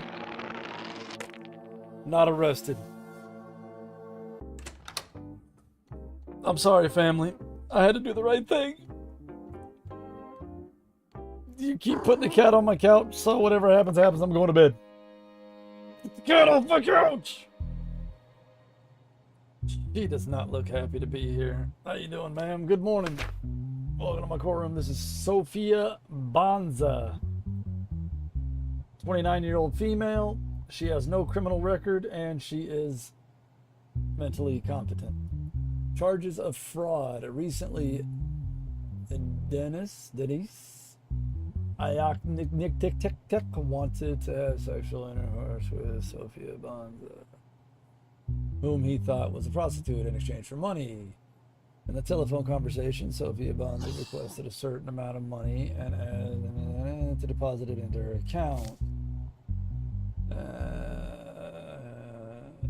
He did not receive any return after depositing the money. Afterwards, he reported the situation to the police and filed a complaint against Sophia Banza. Soon after, Sophia Banza was arrested and detained at her residence address. I broke up with my girlfriend about 2.5 years ago, and during that time I had no sexual intercourse with anyone. This affected me psychologically, and I thought that for my health I could have a relationship with a prostitute I found on an app on the internet. I called the number provided. I was then sent a bank account, and I deposited the $200 mentioned on the phone into the bank account she sent me and sent her the receipt.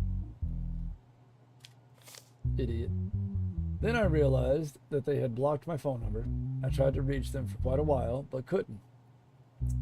The amount I paid is not very important, but I can't bear that these people are fooling others. That's why I decided to start commencing action. First of all, I'm not a prostitute. I never have been. My phone rang recently. A stranger asked me how much my fee was. At first, I didn't understand, but then thinking I was being made fun of, I told him that my hour cost $200. He asked how he could make the payment. I sent him my bank account, and then I realized that I had $200 in my account. When I realized it was serious misunderstanding, I blocked the number. Inexplicably, I realized that my phone number was circulating on the internet on sexually explicit sites. I recently changed my number. Let's see what we got in the evidence tab here. All right, switch number 1.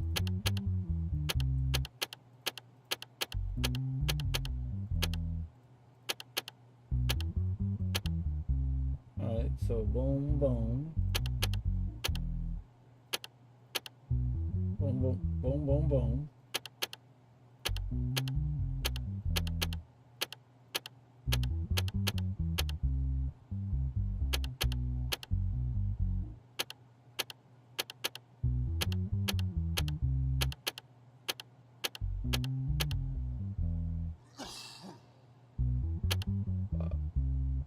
One, two, three, 4, 5, 6.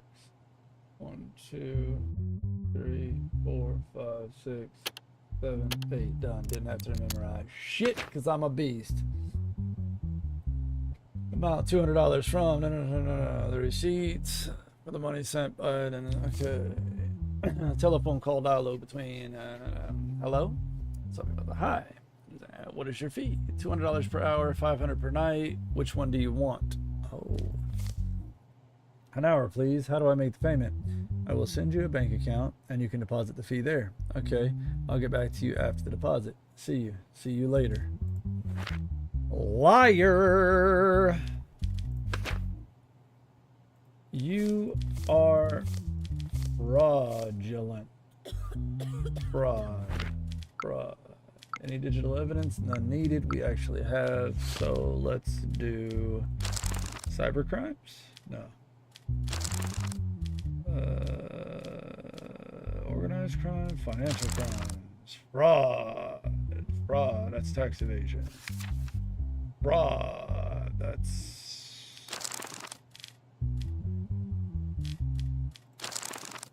fraud. 4 years and 10 years.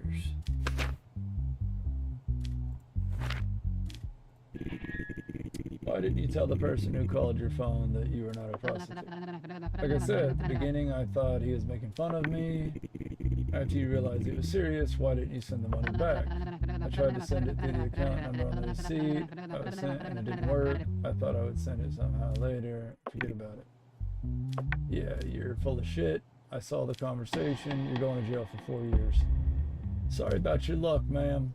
But use a hoe, and now you going to jail for 4 years. They might give you some honey buns for them cheeks. But get out of here. As a result of the decisions you made in the cases, we decided to raise your salary. You earn $900. I'm getting that money till my kids take it. No assassination. Do not arrest me. I'm doing the right thing. All rise. Boom. Give me my $400. Give me my monies. Let me out of here. You ain't taking none of it because you still got that damn cat. My mental health is still 100%, y'all.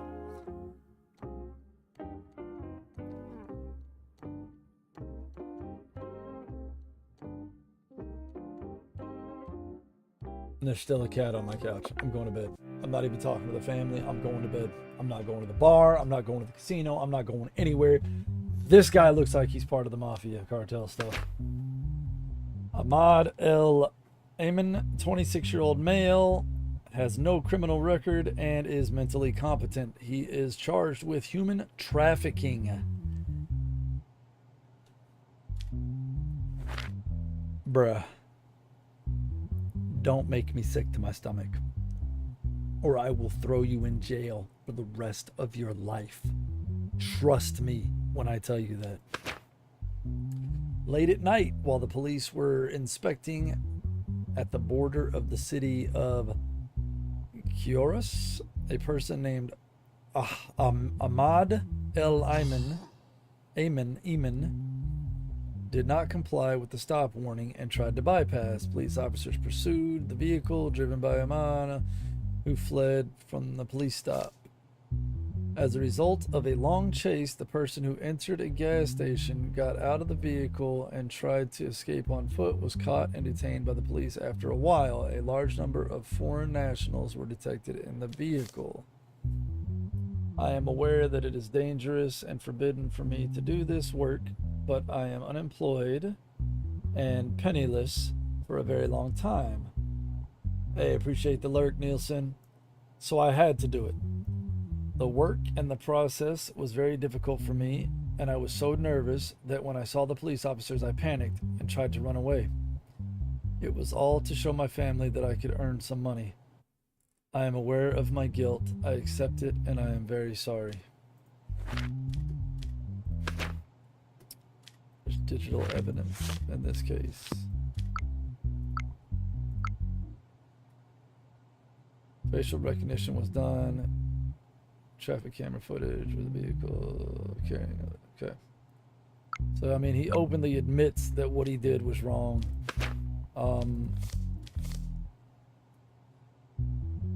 Human trafficking.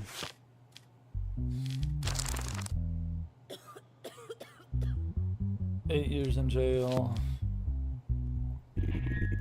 Did your family know about your actions and job due to financial constraints and embarrassment?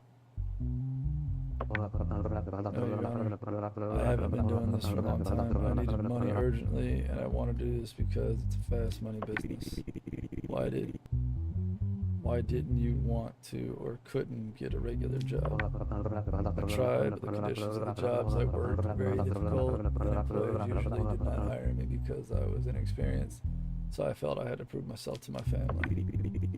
And who offered you this job? I did hearing from a friend about the opportunity for quick earnings. I independently researched and began transporting migrants by car.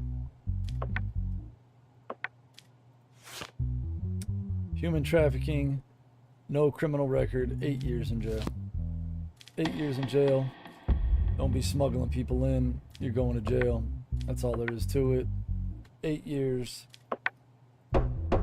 Have a nice life.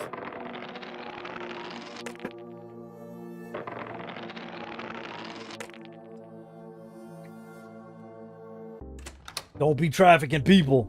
All right, let's go outside. Let's go to the casino. We got a couple dollars in our pocket. Let's try our hand at blackjack. This dealer stiffed me last time. He owes me my money back. Give me my money back. An ace showing.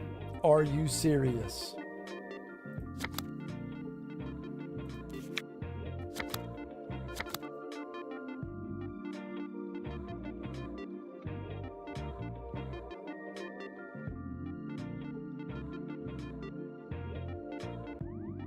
I will not have any of it.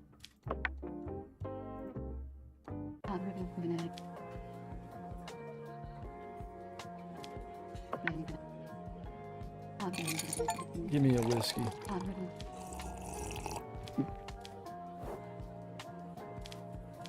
Damn. If I get drunk, my mental... In the dark of the night, your sleep is interrupted by the sound of knocking on the door. Alright, we might not be a judge anymore, ladies and gentlemen.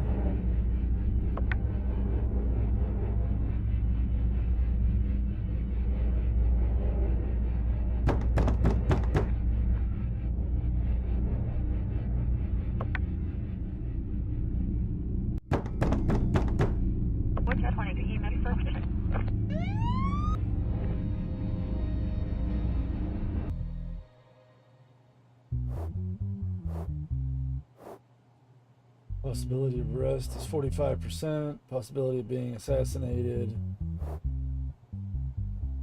Why? What have I done? Why would I get arrested? What the hell is going on here? Who are you? Who are you? Alright, somebody's suing a company. Why? Case. Damage lawsuit filed by Brooklyn Troyes against the multinational company that develops and sells Lupple Consumer Electronics. Defendant is Lupple. Brooklyn Troyes is the plaintiff. Burnt battery, a Lupple brand phone that belongs to plaintiff. Alright, so recently a person named Brooklyn Troyes purchased a mobile phone from the dealer of the Lupple company. He claimed that during a period of use, his phone was not charged with an adapter other than its own charger. While using the phone, while it was charging, the battery inside it exploded and caused physical damage around the right hand and face of Brooklyn Troyes. Reported the situation to the Lupple authorized service, did not receive the response he expected, and filed a lawsuit for compensation of $500,000. Exactly 2 months and 13 days ago, I went to Lupple dealer near my house to buy a phone. I bought a model I liked and started using the phone. During this time, while using the phone, I never charged it with anything other than the charger that came in the box. While I was charging the phone, its battery suddenly exploded, and in addition to the damage to my hand, parts of the phone also hit my face. Afterwards, I called the Lupple authorized service and explained the situation and expected at least an apology, but it was not what I expected. They told me that this was a user error and hung up the phone on me.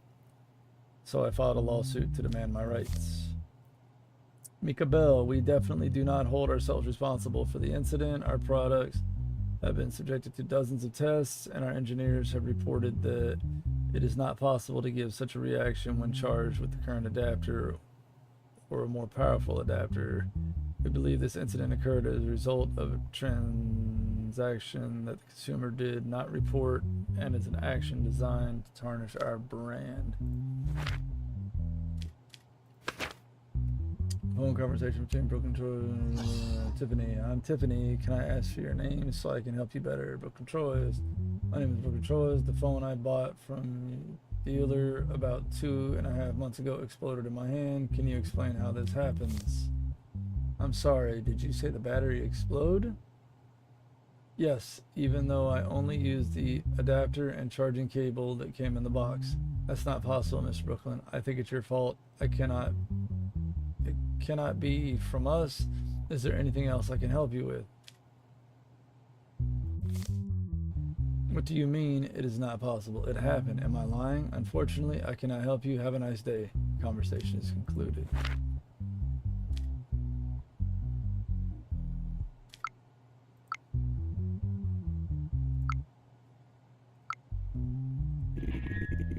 Local company has stated that you are responsible for the incident. What do you think? I cannot agree with them on this. I explained to them in detail how the incident happened and what I went through. They didn't even take my explanation into consideration. The attorney stated in his statement that you did not take him into consideration. Do you think this is the case? No, Your Honor.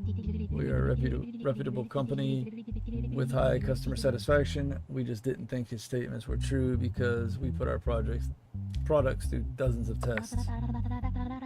We stated such an incident could only be due to customer error.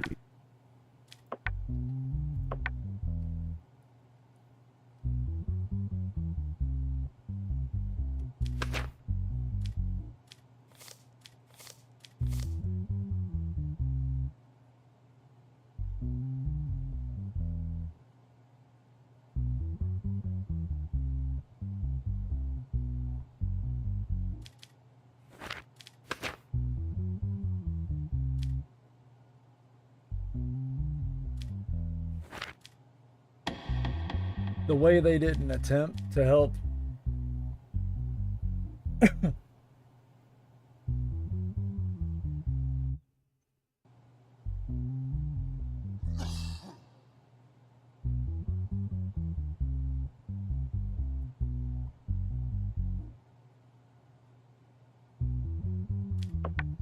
I'm going to go ahead and pay this one. Because of the way that there was no further communications done by the company to get any more details, and they just immediately dismissed his claim, I think that's on the company. Boom. Pay this man. Sorry for your injuries. Buy from a different phone company next time, sir.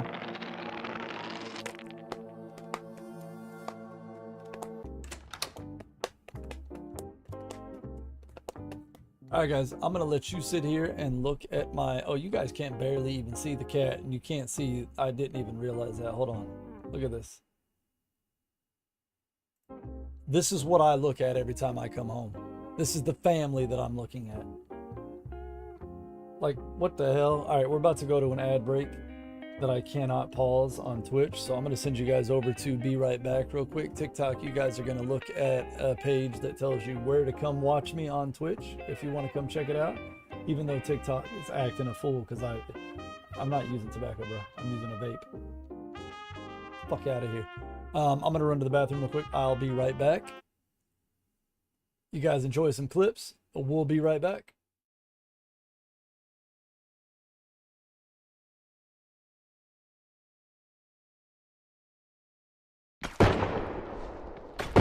Holy shit, somebody...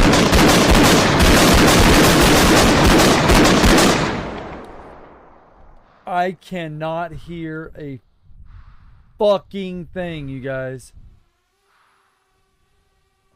Oh my God.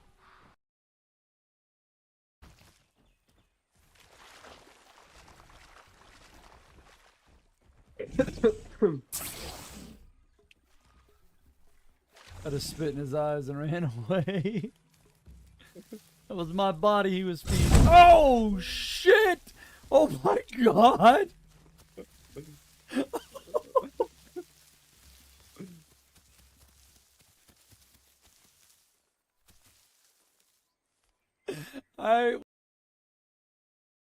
I'm just watching, bro. I've been entertained. I like that shirt, bro. Yeah. Little flyer. Yeah, whack it. Movie. What would be better is if you could ride. Oh shit! I have never That seen that. motherfucker still Yo, that ATV is lifted. Yo, gravity does not apply. I have never seen that. Yo, he's still in the ride stance on my shit. It went back to his body. Yeah, because it didn't show a knock.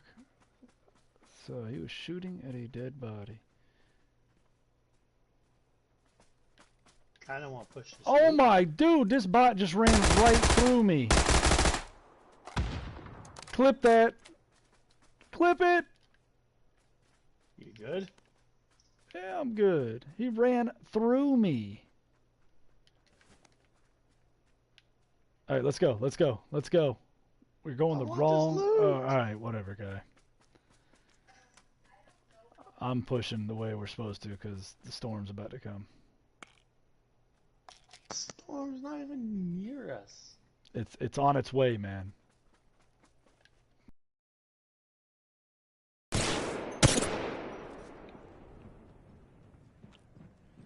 Reloading.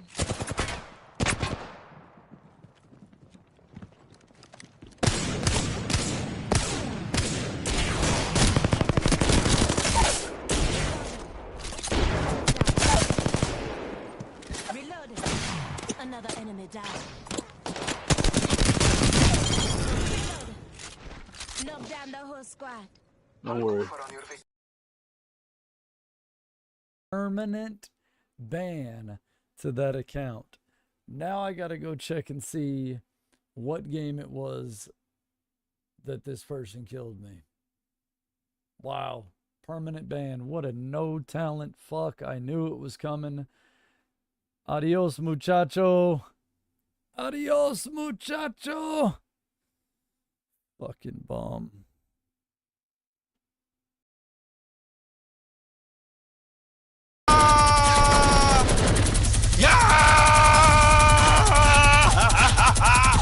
What? What's up with that?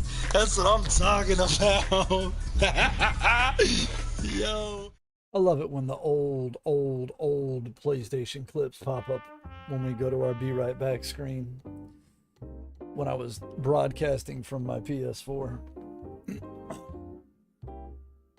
All right, let's get one more case in, and then we'll jump into dog fights. Week 5. I have lasted as a judge for 5 weeks, and somehow I have a 45% chance of being arrested and a 0% chance of being assassinated. I don't understand how I have a percentage of being arrested. I haven't done shit. All right, so this is a convict. This dude's currently incarcerated. What's going on here? Brad Cold, age 37. Obviously has a criminal record. He is mentally competent. Assassination. Victims named Jeremy Alder and Mike Byrne were found dead in their prison rooms.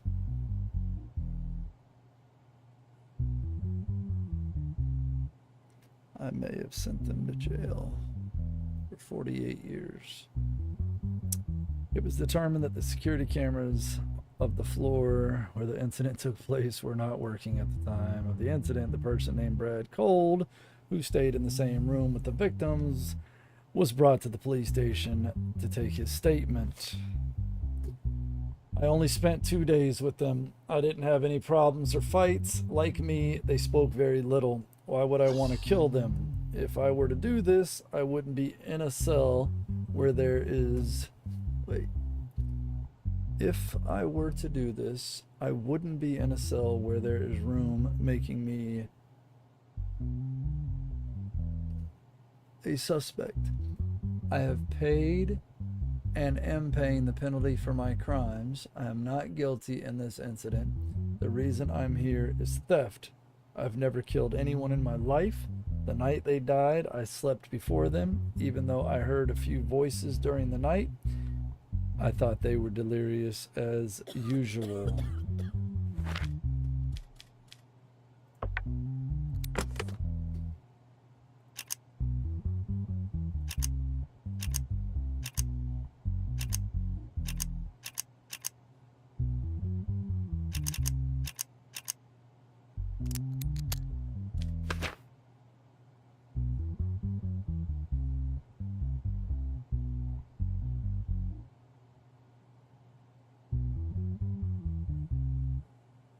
Two roses.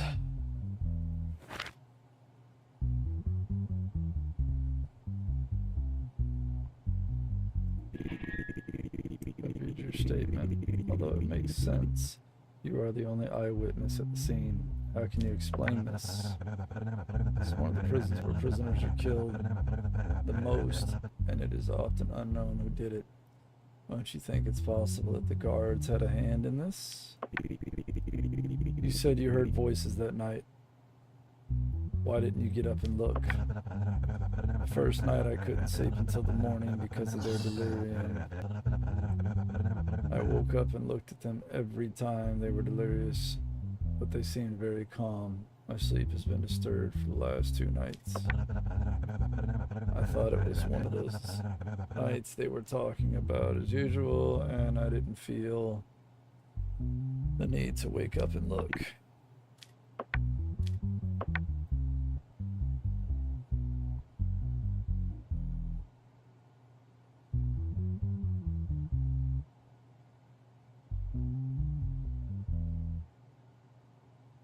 I want to know if we're going to get to catch this serial killer.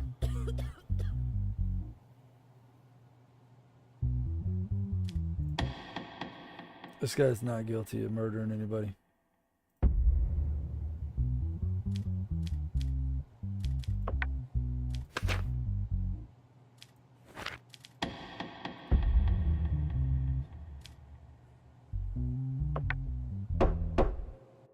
You stay in jail. As a result of the decisions you made in the cases, we decided, all right, I'm getting paid $1,000 a week now.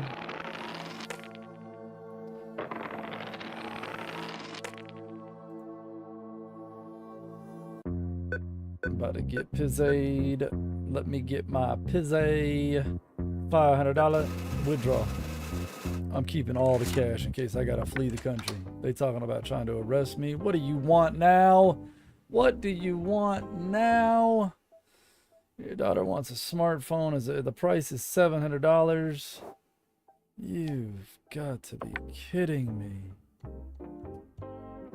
I gotta stay sane though. Take all my money. I'm going to bed now. 6 weeks as a judge. Last case. And then we're going to fight jets. This is the last case, and then we'll go over and fight jets. I promise. Hold on. 45%. Okay. I don't know how we got it, but it is. Case subject. Sally John Morgan sued his tenant, Daisy Taylor, to evict her for not paying her rent on time. Defendant is Daisy Taylor. Plaintiff is Sally John Morgan.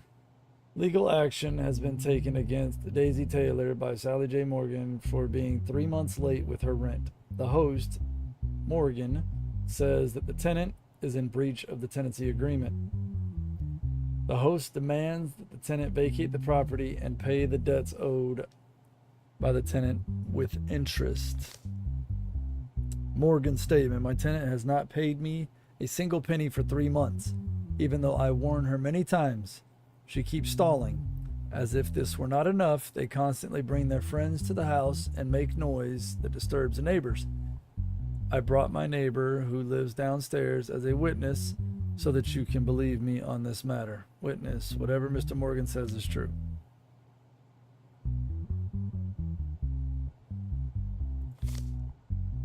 Daisy Taylor: it is true that I have not been able to pay the landlord for a while, but I had to quit my job and I can't afford to pay right now. I told him that it was not an arbitrary situation and that I would pay him when I received my unemployment benefit. However, he is trying to get me kicked out of the house somehow. It's a complete lie that we make too much noise with my friends. Since my downstairs neighbor is a tenant of Mr. Morgan, he obeys his orders. Tenancy agreement, signatures.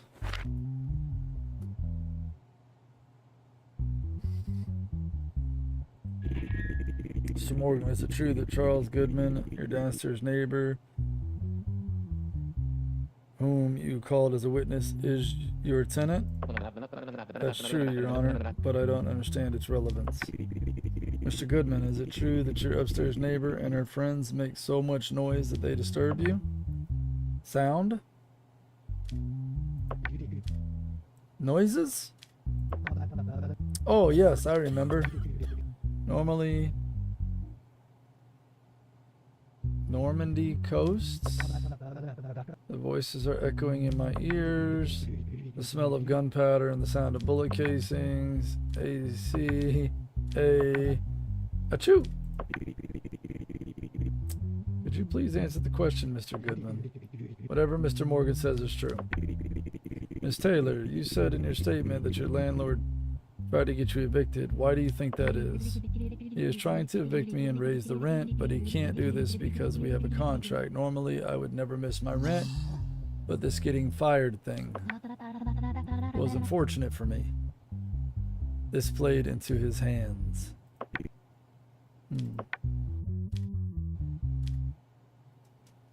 I think you're a scumbag. I think you're using this war vet to try to get her kicked out. I understand the agreement, but it's not in arbitration. She's unemployed. She will get it. She will make her payments. Tenant stays in the house until she finds a new house and her debt is postponed. That's my ruling. I'm not kicking you out in the streets because you got unemployed and this dirtbag brought a war vet in to try to use as a witness against you to get you out, raise the rent, and bring in a new tenant. Not happening. Not today. Not in my house. We've survived 6 weeks and completed 16 cases. We are still 100% mentally fit, and we only have $240 in our pocket because our damn family is taking it all. Main menu. Game is saved. We will pick up where we left off on the next episode of Judge Doc Mook. Court is adjourned.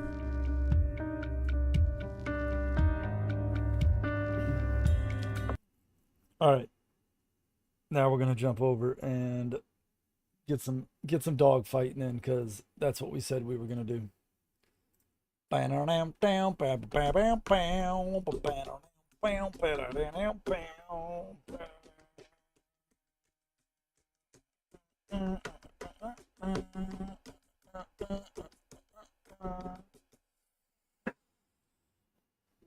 Oh, holy shit balls. I'm actually surprised we lasted that long. I thought for sure I was going to get arrested or assassinated after the cartel smuggling. Now, those two didn't make it through their jail time. That was a curveball. I still want to know what's going on with the serial killer, with the little Agent 47 choked wire and roses, but we'll get into that. We'll figure it out.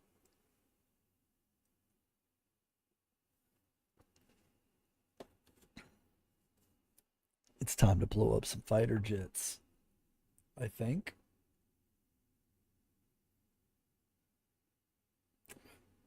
Maybe. Possibly. Okay. I was about to say, yo, where's the game? Where's the game? So some scrub ass Karen Kevin Chump dick rider reported my TikTok stream because I hit my vape. I swear today's society is pathetic.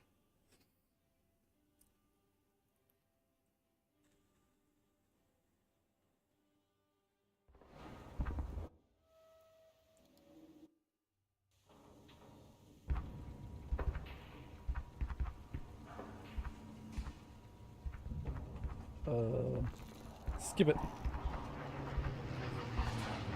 Hey, we got a booster. We got a booster.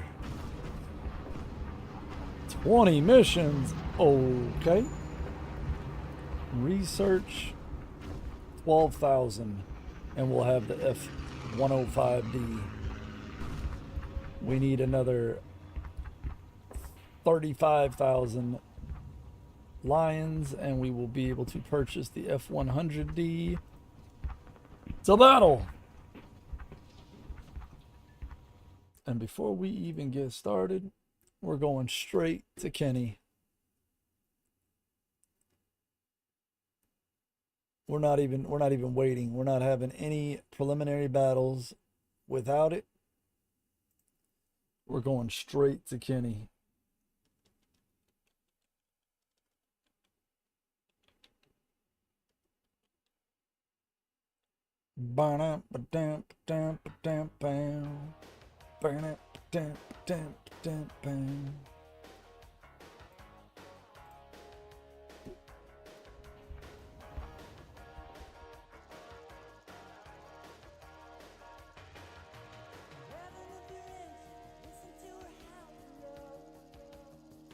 What do I have?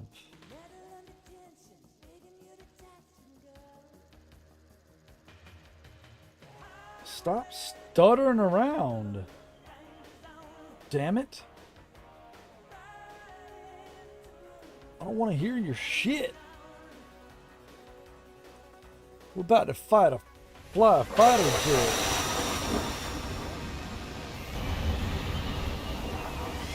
Not with the stuttering though. Holy hell.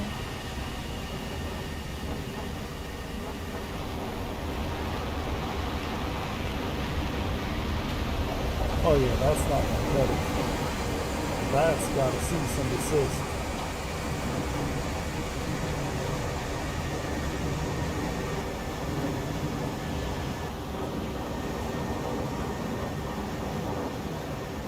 His name is John C.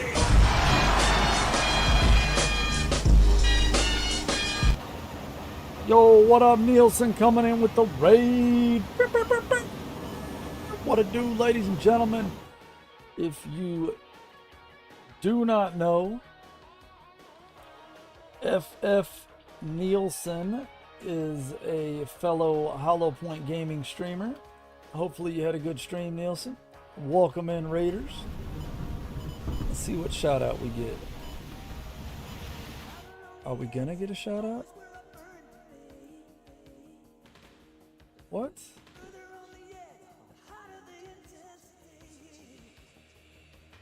What? Aka, excuse me? Hold on.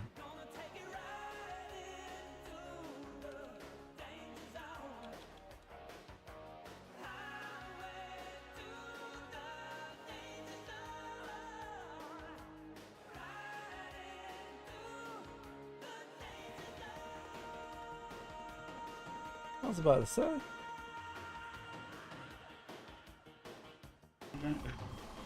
Oh, there he is fighting fires. You really have no idea. If you go into the pump panels, there's a pumping guide, and you can put what hydrant means what.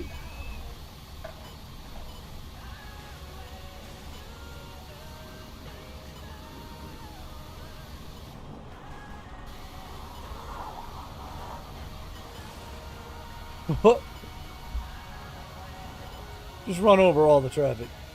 Get that engine in there. Appreciate the raid, Nielsen. Y'all check Nielsen out, our resident firefighter, running over the public.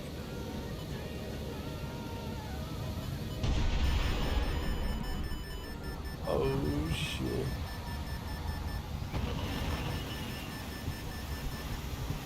Kick the tires and light the fires, Big Daddy.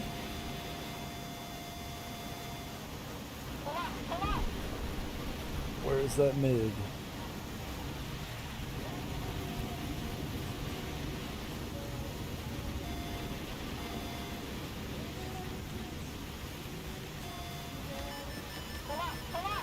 Oh shit.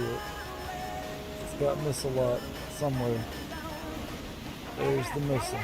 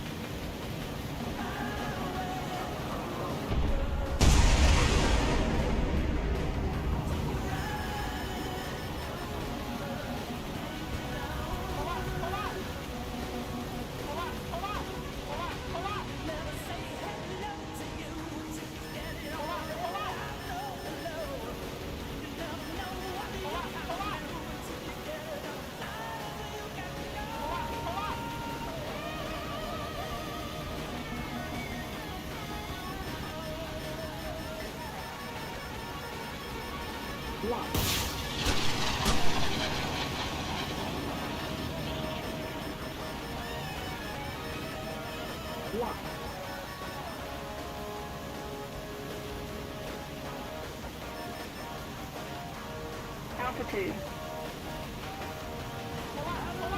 Altitude. Altitude.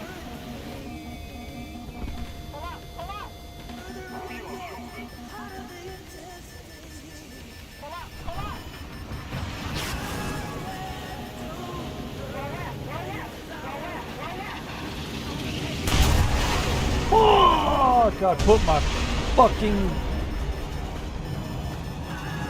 I put my hands on the wrong damn home keys after evading that missile and dropping the bomb. You lucky bitch, dude. I'm sitting here pushing the button to roll out of that, and it's the wrong damn button. That MiG was all over my nuts. I can't believe I only got credit for evading 2 missiles there. I evaded every bit of 5 missiles just now. and would have evaded that last one if I would have set my fucking fingers down on the right keys. I'm spamming the hell out of F trying to roll, which is D. Shit. Slap the D, slap the D. All right, next mission. Forget about it. That one's dead and gone. We're still in the danger zone. Come on. Shake it off, shake it off. Shake it off, shake it off.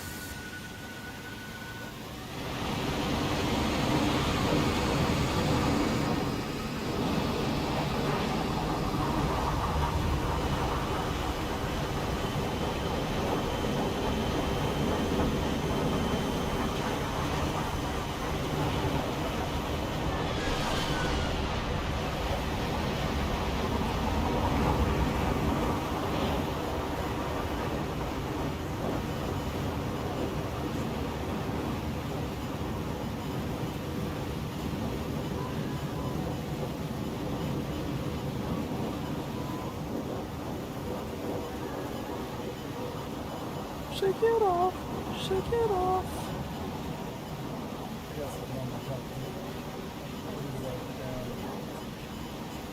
Mechanical, excuse me. Need to make sure we have a good clean windshield. Alright. We are good. Monitor, spray, and microfiber rag away. Stored and stowed. And now we're back into it.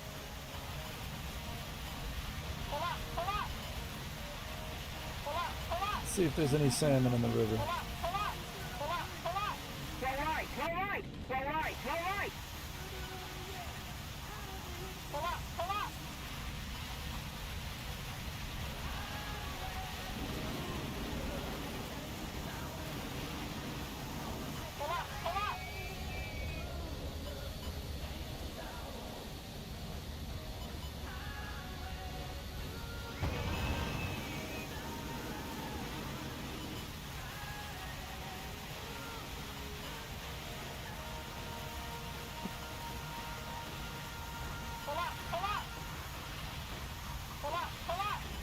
Four, right about there. He's probably going to be high up in the sky.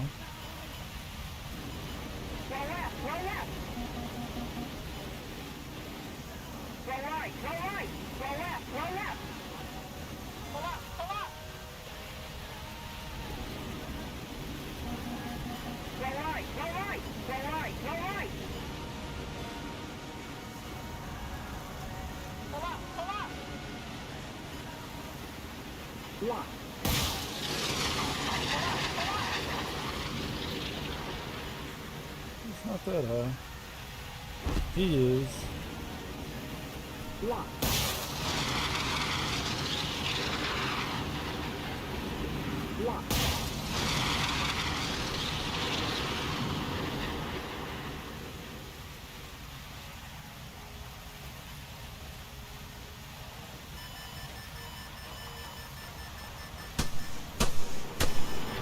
Altitude.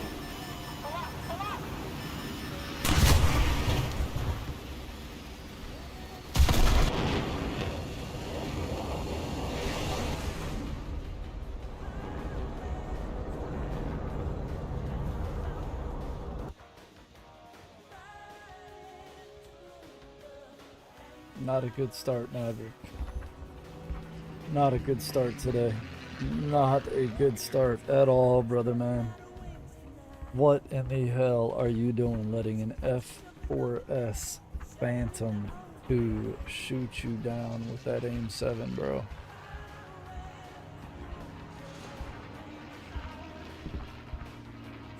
And how in the hell did my missile not hit?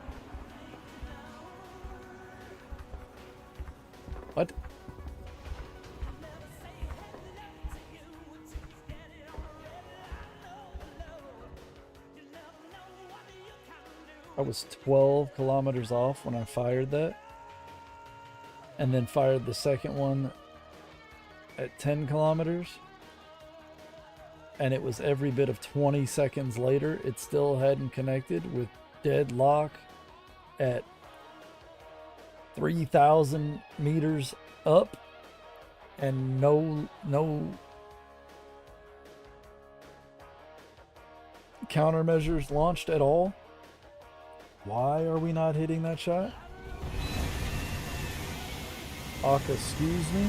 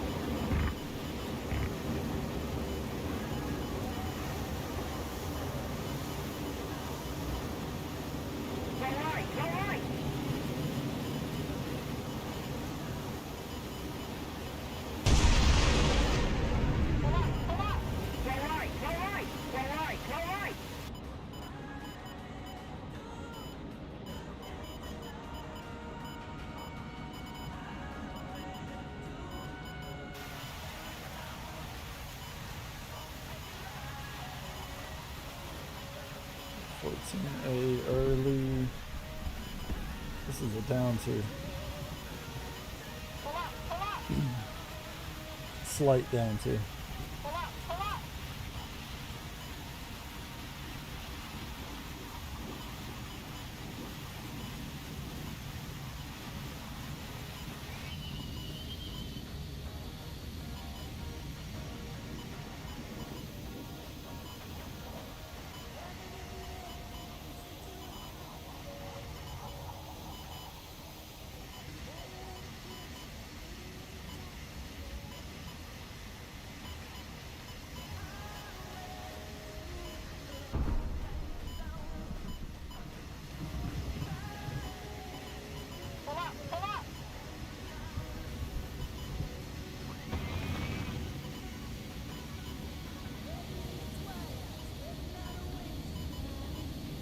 Attention to the designated grid zone.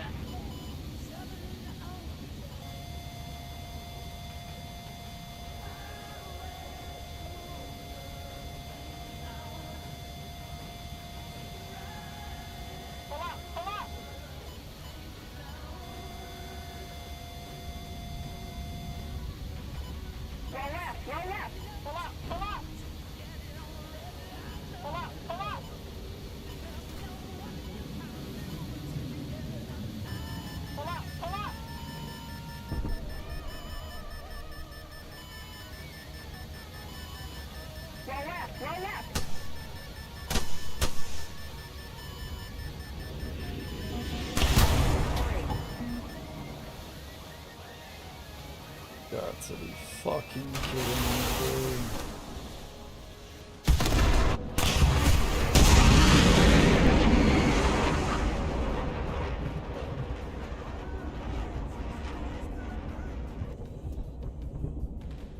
Oh.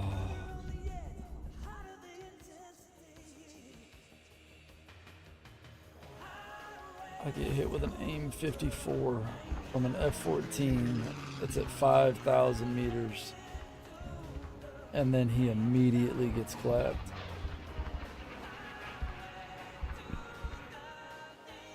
Why are y'all? Why are you doing this to me, War Thunder?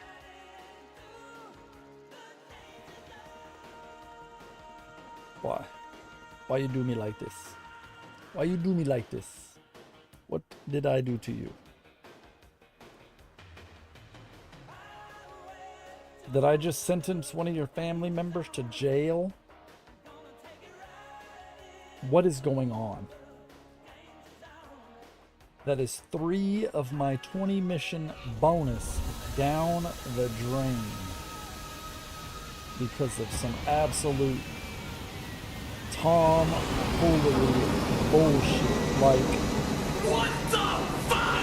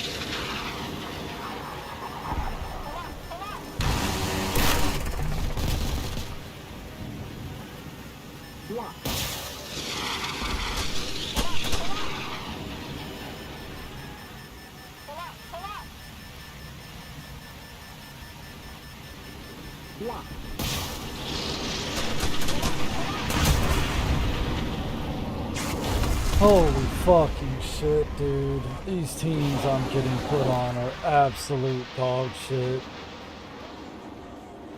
This is insane.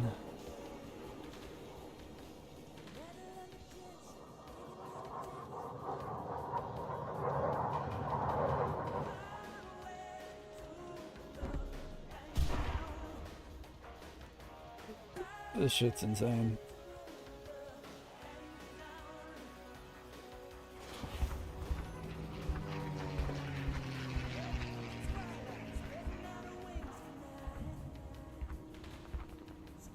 That's 4 of my battles wasted. Alright, we're going back to Denmark. Let's try it again.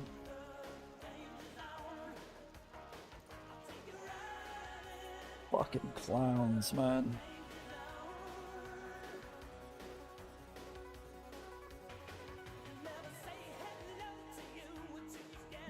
They hadn't shot down a single enemy aircraft.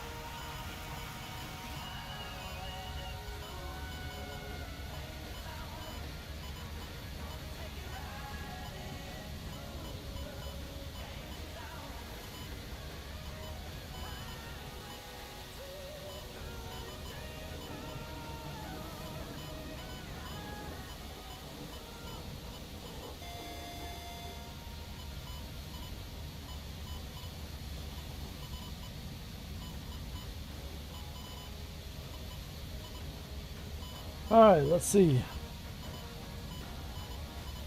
We put some pretty good distance between ourselves and our team to get up there and let them engage.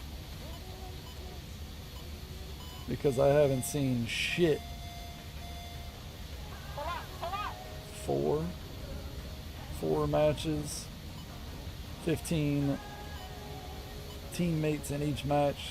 That's 60 players that I haven't seen do dick all in 4 matches. Alright, one of them is shot down. But he didn't get shot down. He got shot down by... Oh, he just crashed. He crashed into the ground. One enemy that is eliminated. And then we got a kill, and then he immediately got killed. They traded. They killed each other.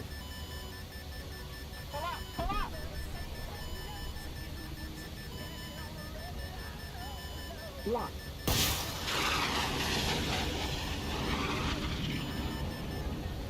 Fuck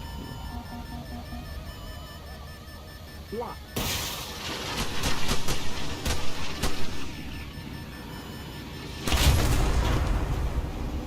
This is absolutely fucking insane, dude.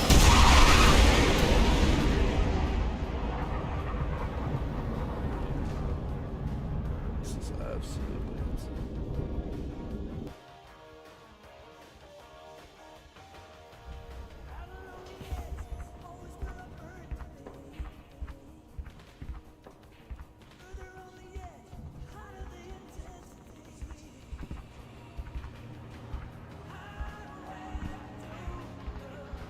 This is the wildest start to War Thunder I have had in 2 weeks. 5 matches where I am getting blasted out of the sky while my team is absolute dog shit. This is insane.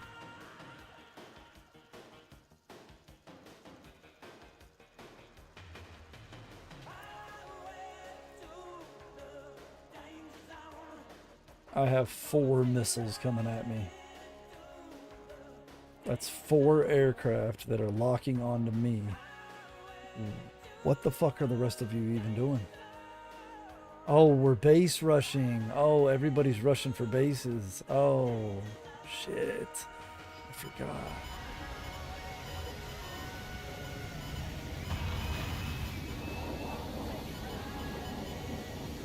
I keep forgetting.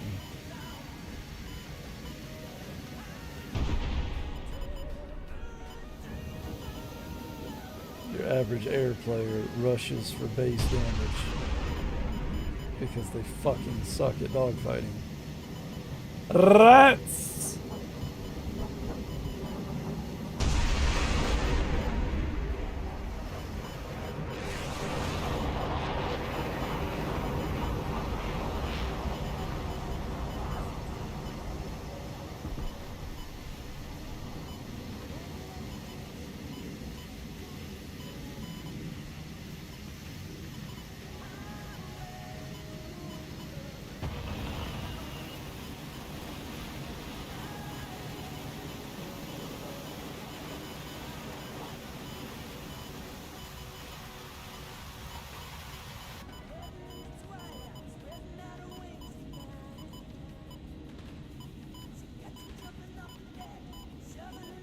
I've got 8 jets to my right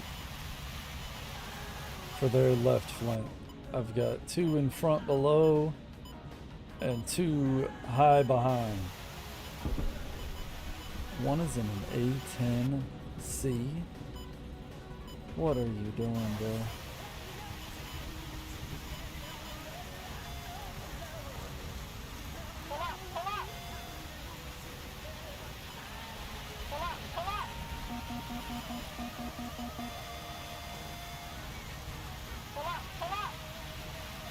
Massive down too. But there's an F-14 on their team that's gonna shoot some bitch ass AIM 54 at me. I'm 40 kilometers away. There goes one teammate. From an R-24R from a MiG-23ML.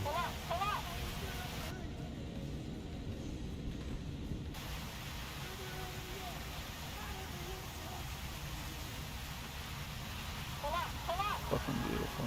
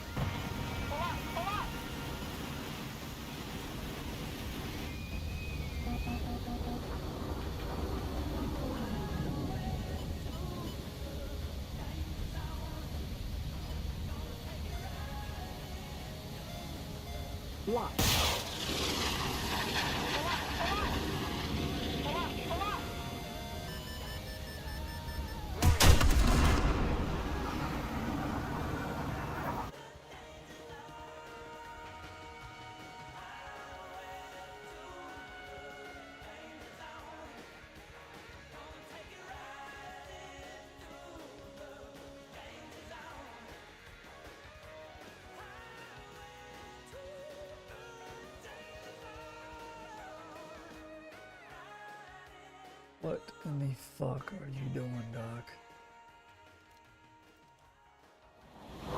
You absolute moron. We're ahead of the enemy.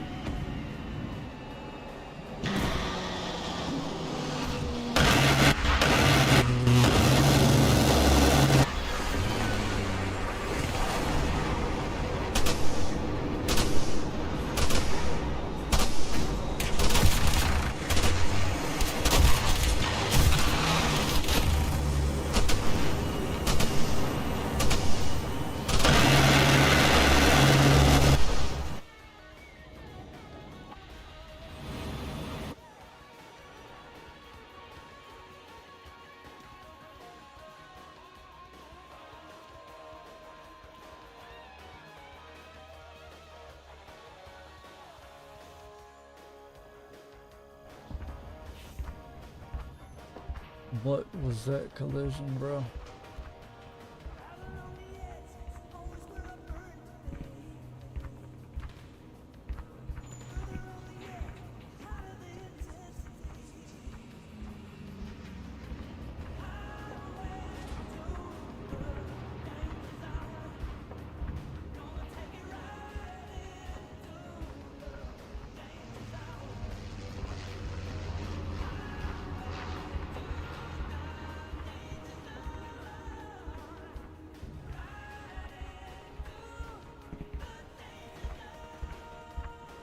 What was that collision?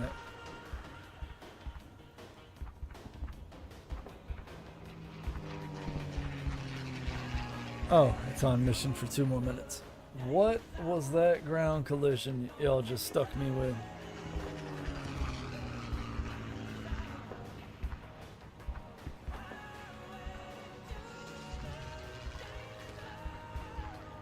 I got my kill though. I don't think I hit the ground.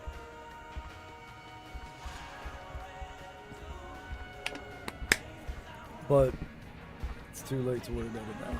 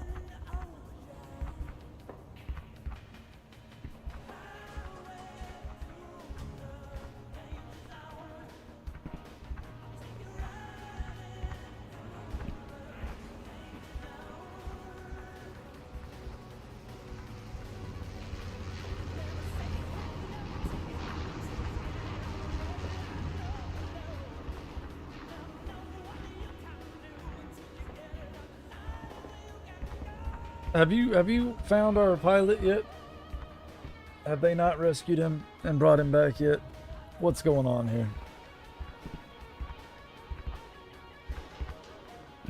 Why is he still over there laying in the woods somewhere?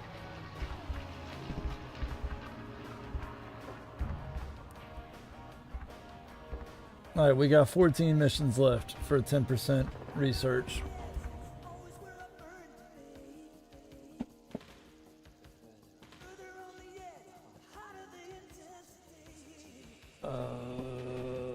Beat round 100 in BTD 6. What's that?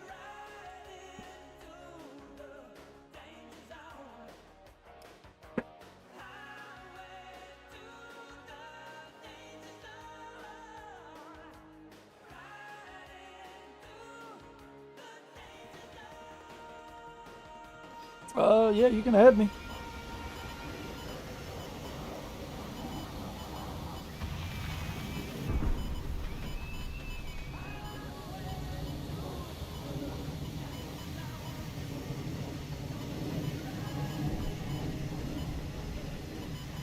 Kind of in a mission right now, but Doc Mook Goat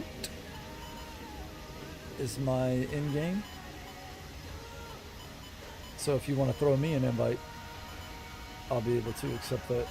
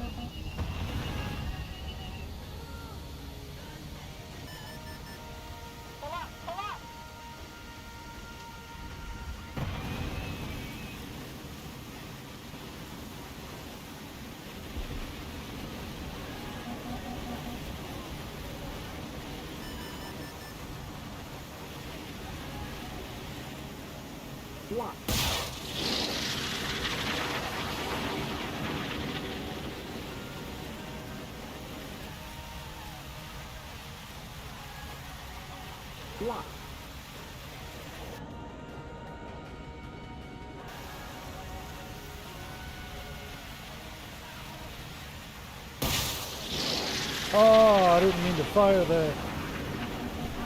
Shit.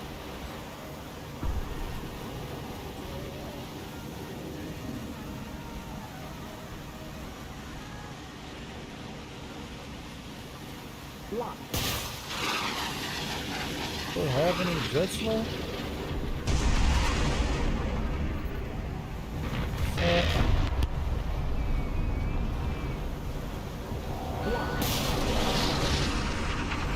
Wasted that. I didn't know he was going so damn slow.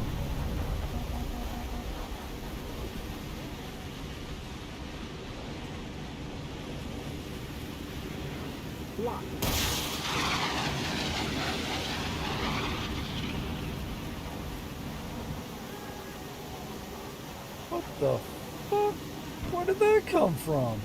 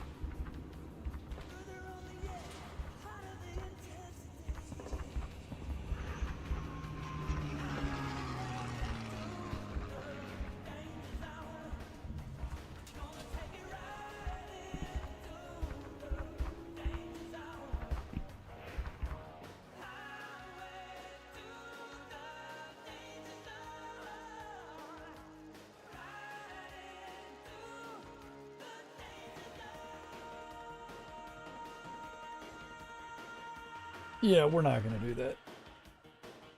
That's not what I'm here for.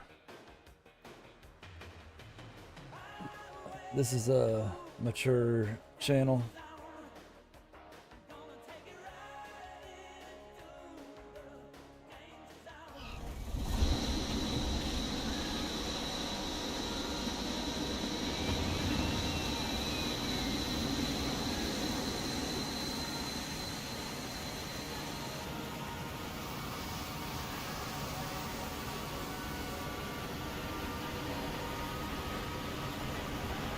Oh, it definitely tells you that this is a mature channel, 18 and up, when you go to join the channel, and spamming.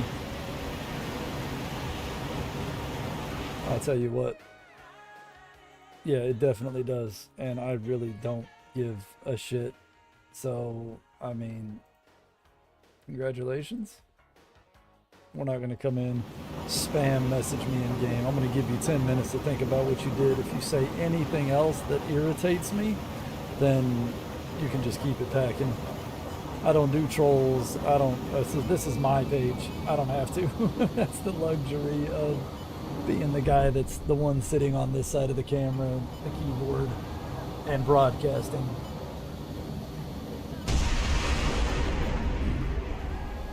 It definitely says that. I know 100% that you have to click, yes, I want to view this page. It's mature. We're not going to add me in game, send me 50 messages saying the same thing, and then say, oh, don't mind the messages. Hey, it's Bando Rambo. We've been seeing him a lot lately, ladies and gentlemen. At least he's not on the other team this time. Sniping.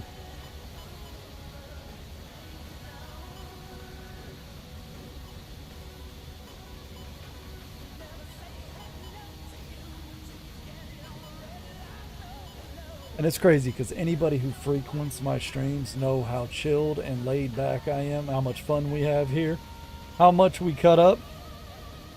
But there's certain things that happen that just scream, I'm just a stream troll. And I just go ahead and real quick.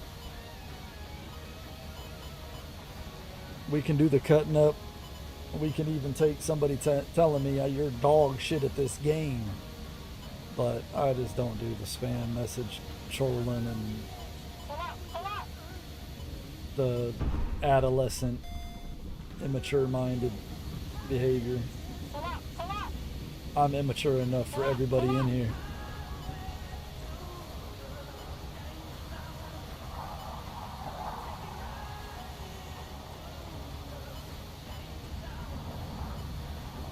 And we just so happen to not be in the mood. We are vibing. Who is your daddy and what does he do? Well, right now he's flying a fighter jet. And they call him Daddy Doc. That F4J is going to get picked up. I just wanted to see what else was over there before we do this move.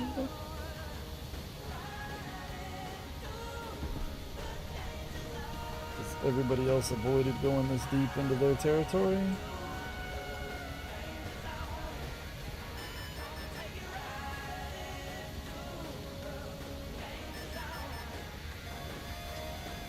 Shit, that might have been a little too early.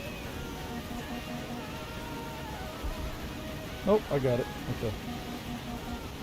It's the MiG, right? But which one? That's not what we want. That's what we want.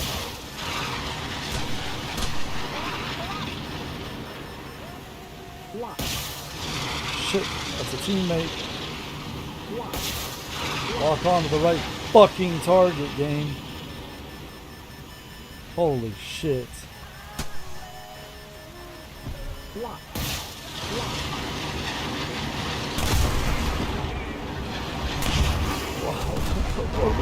What is the target locking doing right now?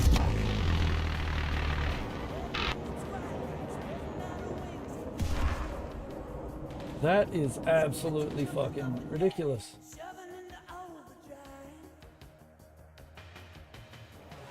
My lock was jumping to teammates, to rockets, to... Come on, War Thunder. What are you doing to me, dude? You're robbing me of every mission bonus. Bastards!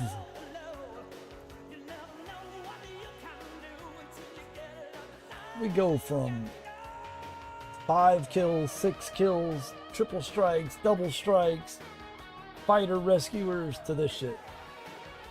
Yesterday was an ass-kicking pilot retiring day, and today is go back to the courtroom, Doc. We're mad at you for starting your stream on a different game. Excuse me?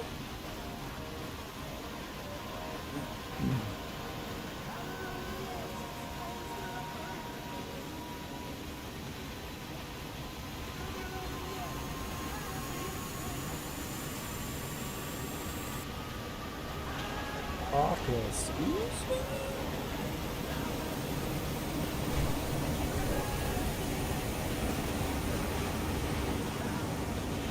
Yeah, I don't know what was going on with the targeting there.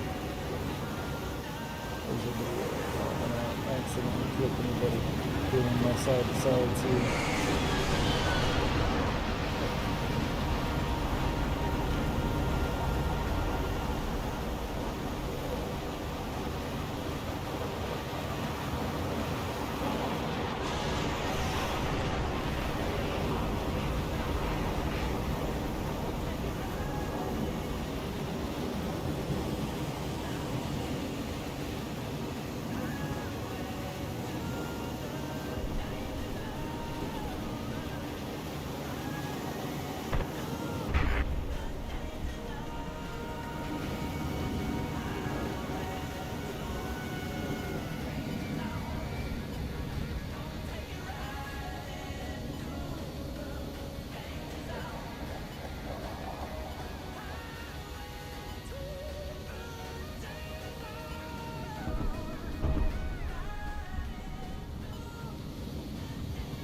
TikTok, y'all are being real quiet.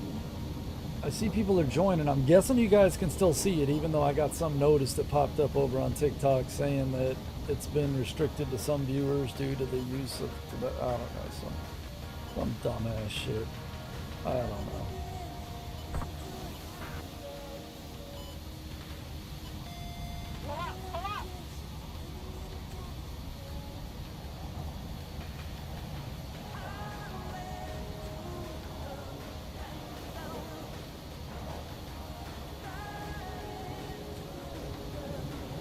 I don't know.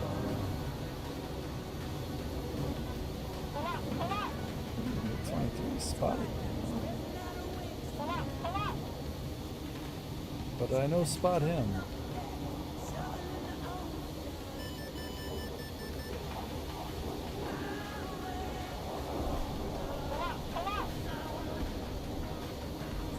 Is that missile meant for me? I hope not.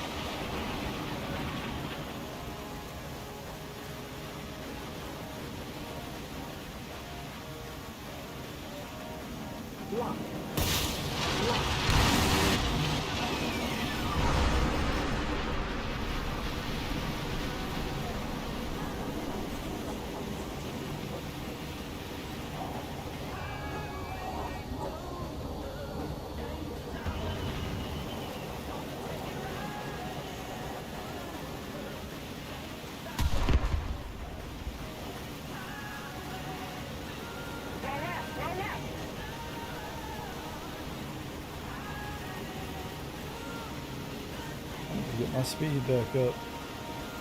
That one took a lot out of me.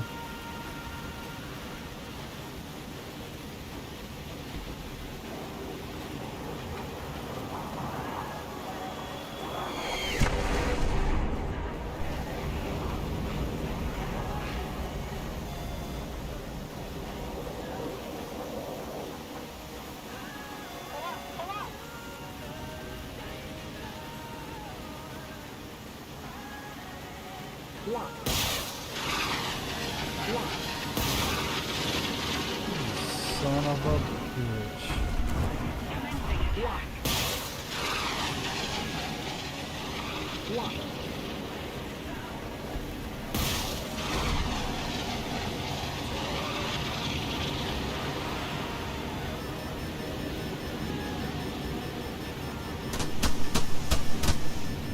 Do I still have? That is not what we want.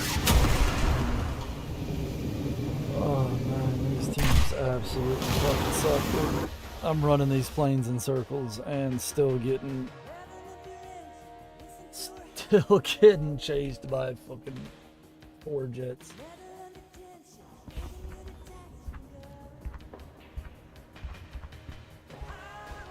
What happened?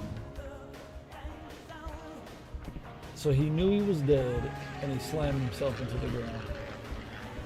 That was a definite kill. He didn't J out, he slammed himself into the ground.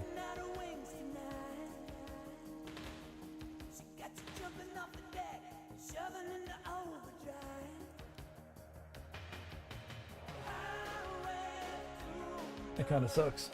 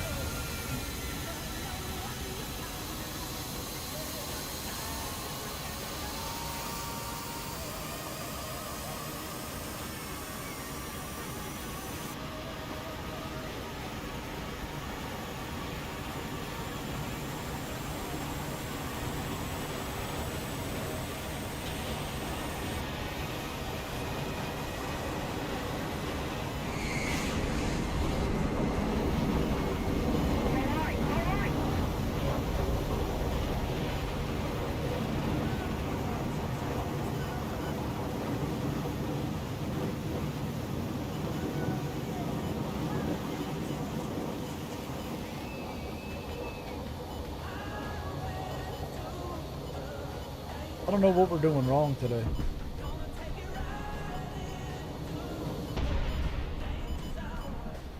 But for some reason, none of what we're doing is it. What is that? 7 missions in a row. I think I've gotten 2 kills total. No base destructions.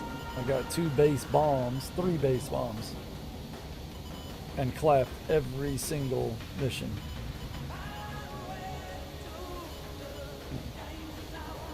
I don't know what we're doing differently today that just isn't it.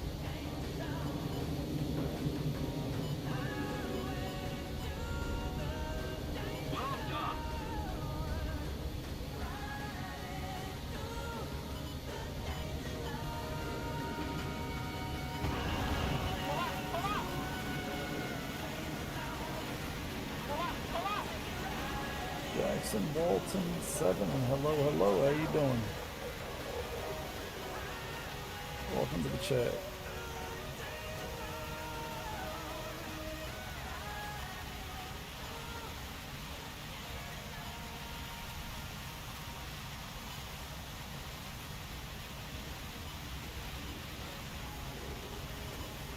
Day's going alright. We did some Judge Simulator. Sent some people to jail. And now we're dog fighting in an F-18C early.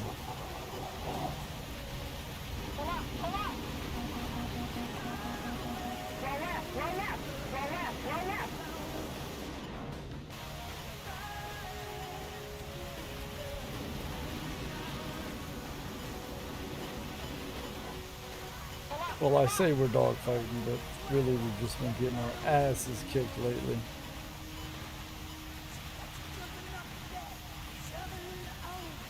Block. Block.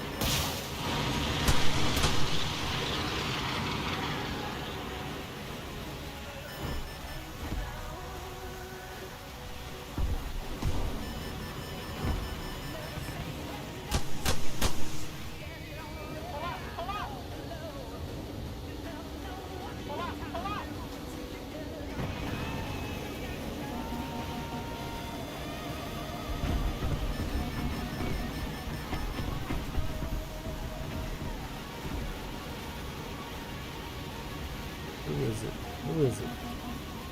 Block. Block.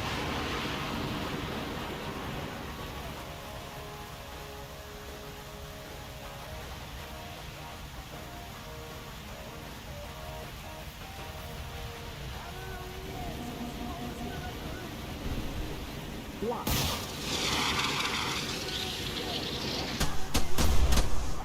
Block. Block.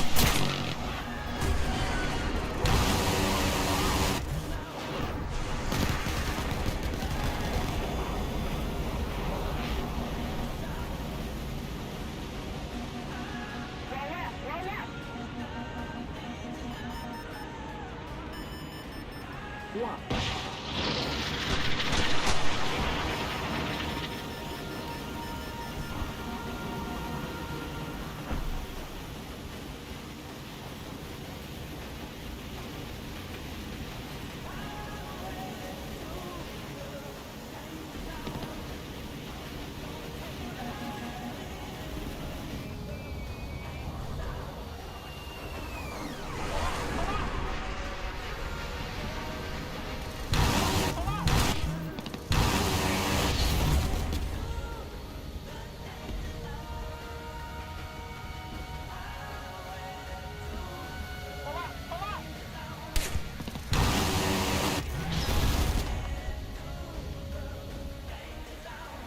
What do I got left? Just 2 AIM-9s and 19 minutes of fuel. Alright. Yeah, I've been trying to get that plane. Yeah, this is the early.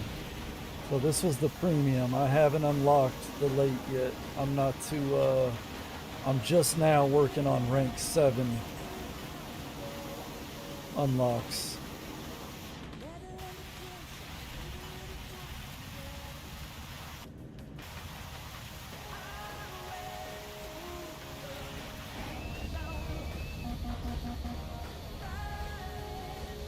Where did those 2 AI aircraft go? There they are. 3. There's 3 of them. There's one of them down.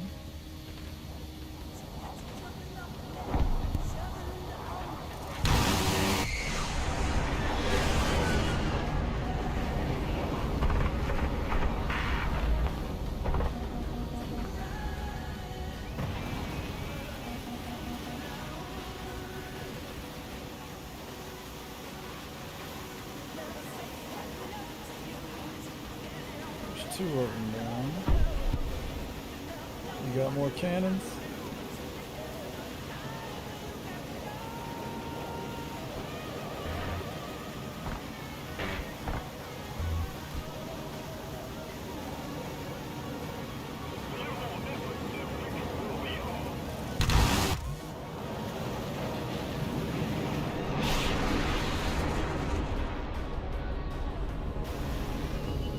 I don't know where this enemy is.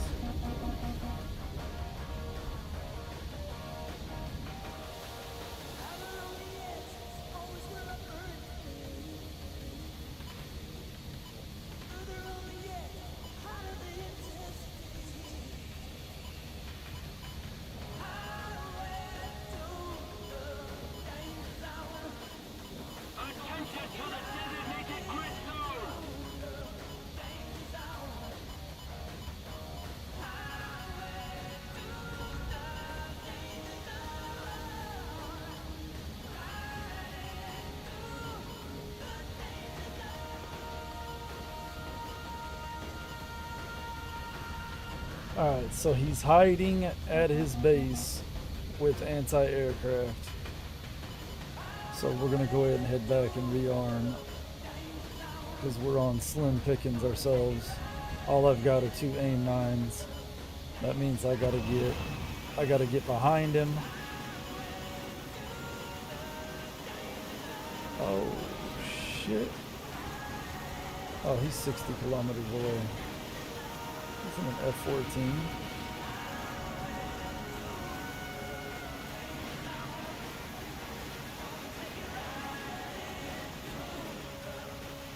Attention to the map.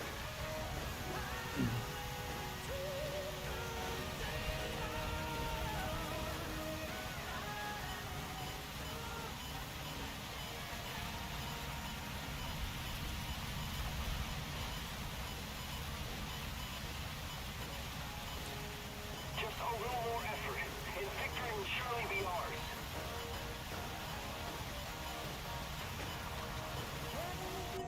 Terror of the Sky. 3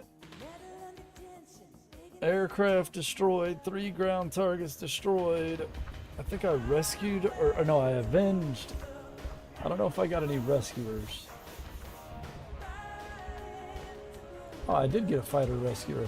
I got an Avenger, a Double Strike, Terror of the Sky, and Bulletproof.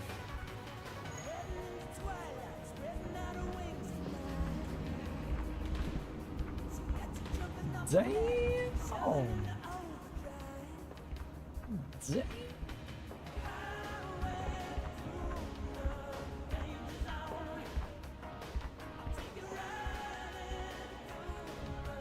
I just don't know if we tank this plane with decals, do we? I mean, we already put the 69 on. I don't want digits.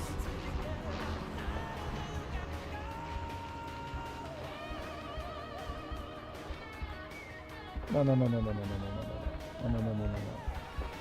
Go back. I have to click on the shit? Nah.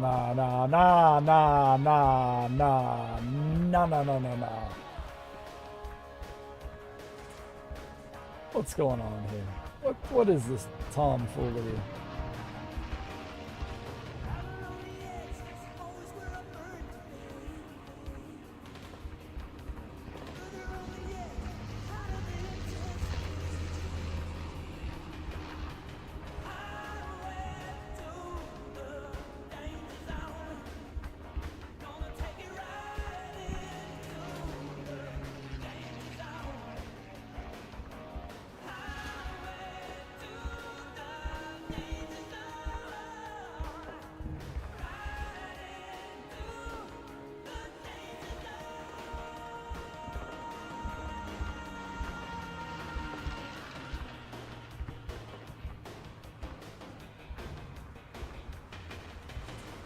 this plane. To battle. We know we've clapped them.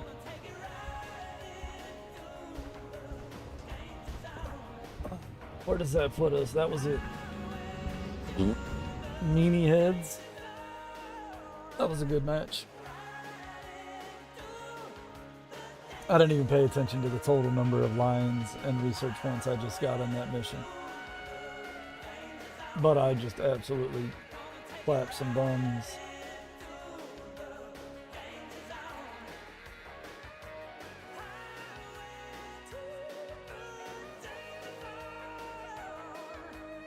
You would have thought you were at a Cardi Minaj concert with the way them cheeks were clapping.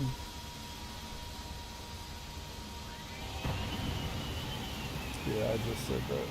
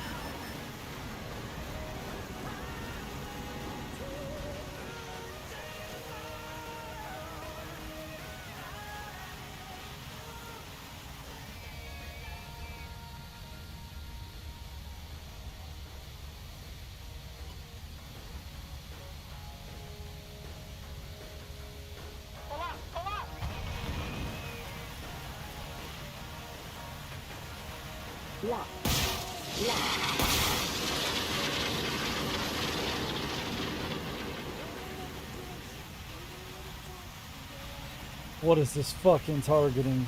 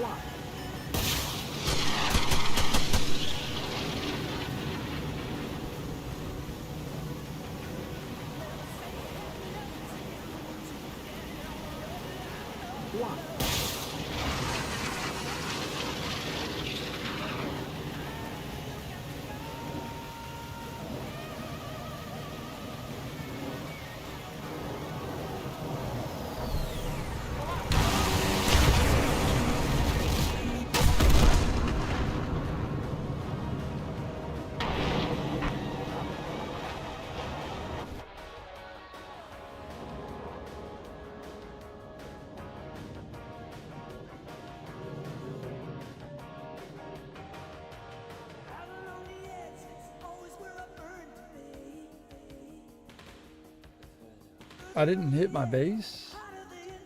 I definitely dropped the bomb on the base. That's insane.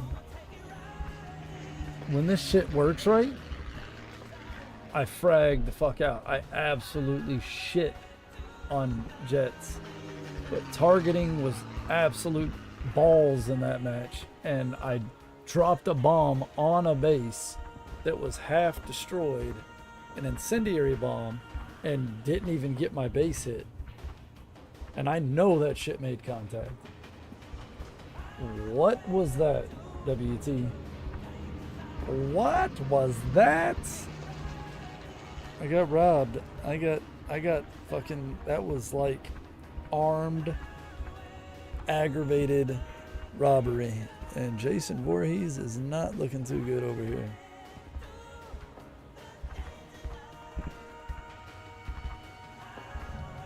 My man needs a bath.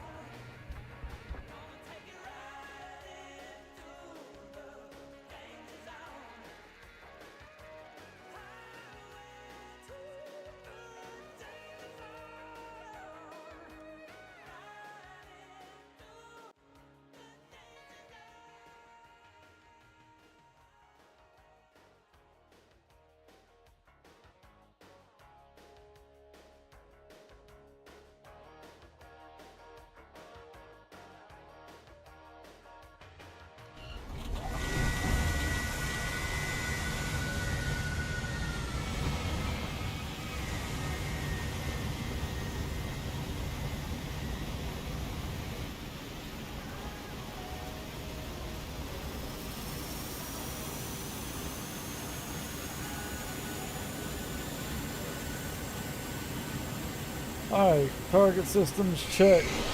Work properly. And we clap cheeks. Don't work properly. And this whole jet armament, everything is just wasted.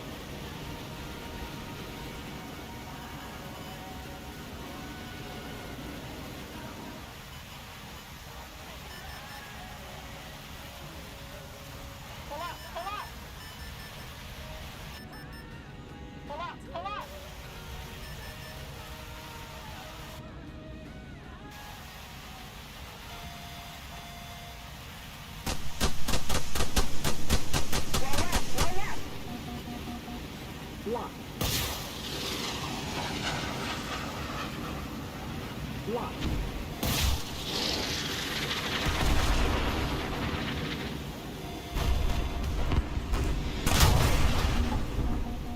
Damn, I hate fucking scrub ass pussies that play like that, dude.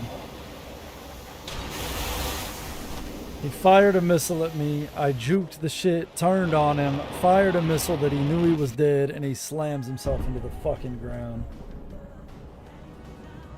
Oh.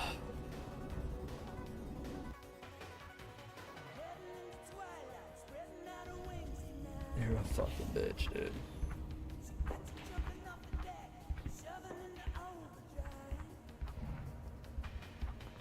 Highway robbery. 20 round bonus. And we've been getting fucked every round but one. And I keep pushing my nose ring up into my nose, messing with it. Every round but one, we have gotten absolutely fucking robbed.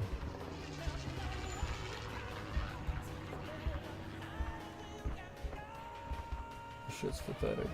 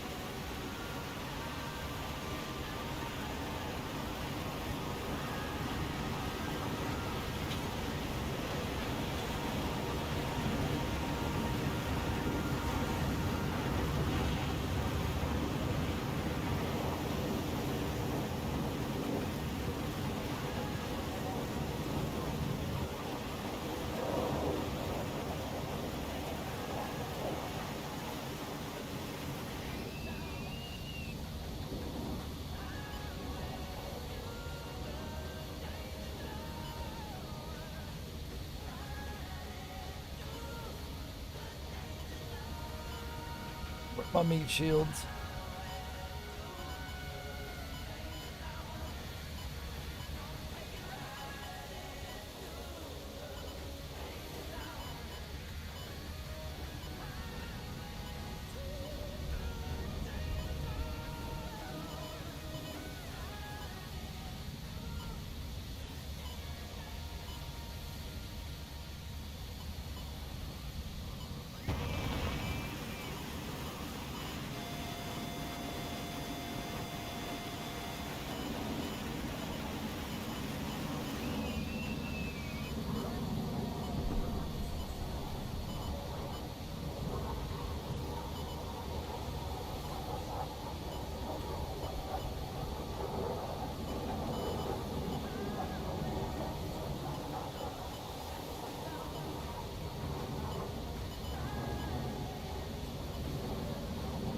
I don't know what's going on here.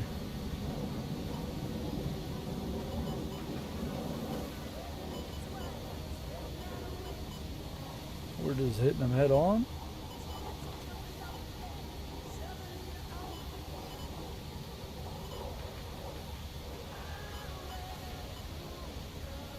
Oh, they're rushing the nearest base.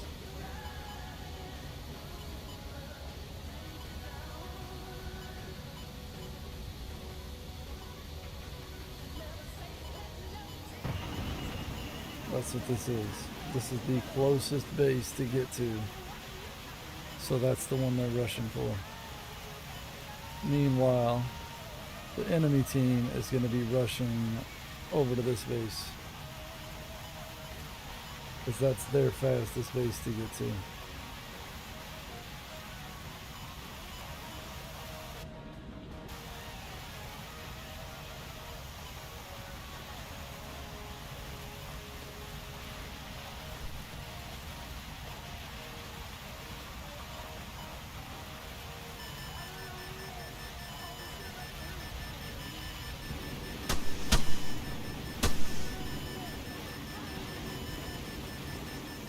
one.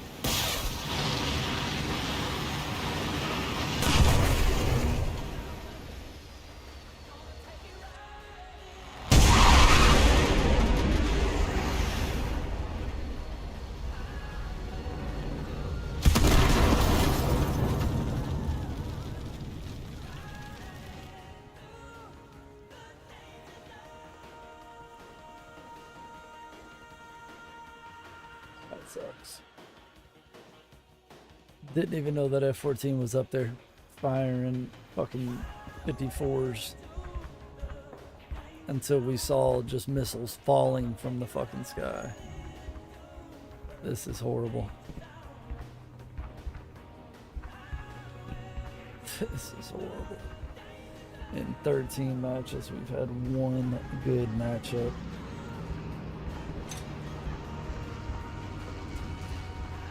Oh shit. 13 matches broken up with one good match, like right in the middle. Everything else has been absolute dog shit.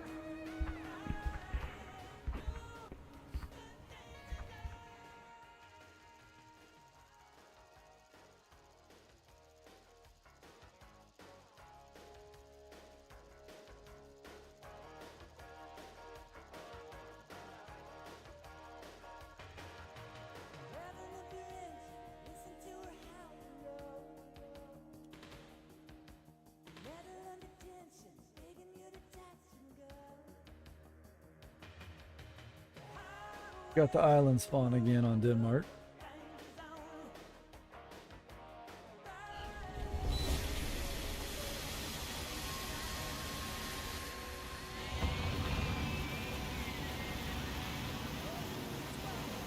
What did we not see?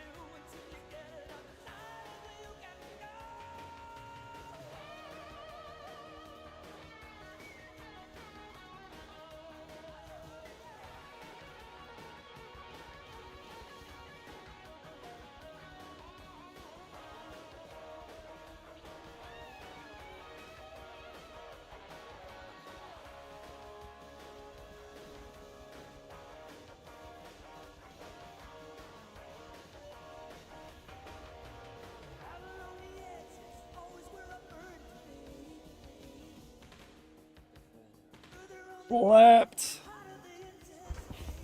Missile, missile, missile, missile, missile, missile, missile, missile, missile, missile, jet lock, missile, missile, jet lock, missile, missile, missile, missile, missile, jet lock, missile, missile.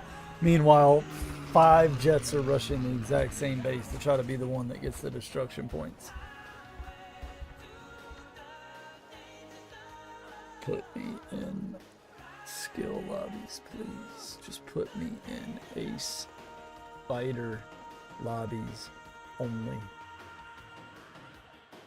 Please. I am fucking begging you, War Thunder. You are destroying my 10% bonus. It's not a massive bonus, but if you put me in lobbies like the one, just the one that I've gotten in these 17 rounds we've run, it'll make a huge difference in my research. You have given me one good lobby all morning. Everything else has been an absolute shit show.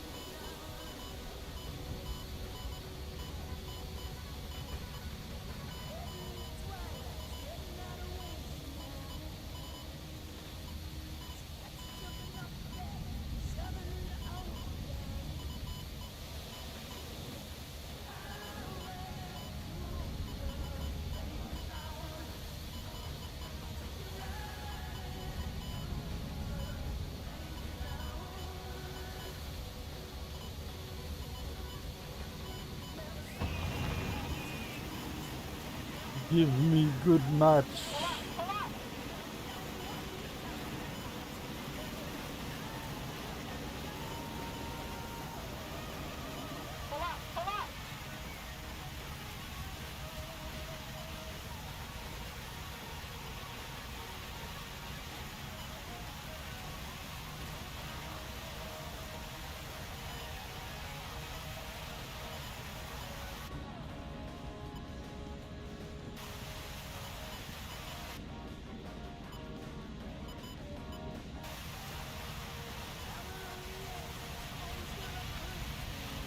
Roll right, roll left, roll left, roll left, roll left.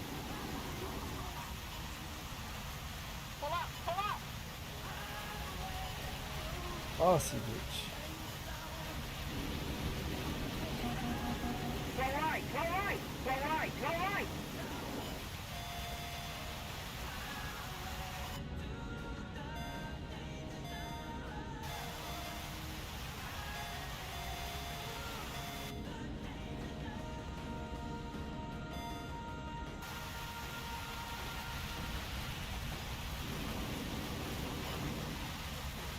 Pull up, pull up. Pull up, pull up.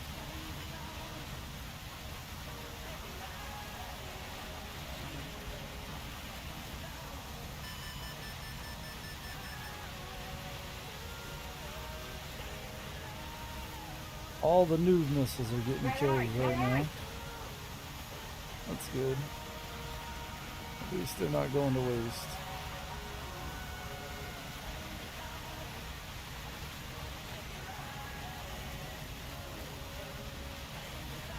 Tell me you hit that.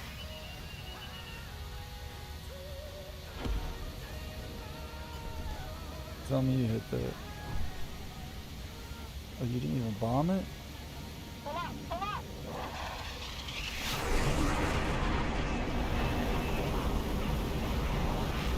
Base destroyed. That's all I needed. My work here is done.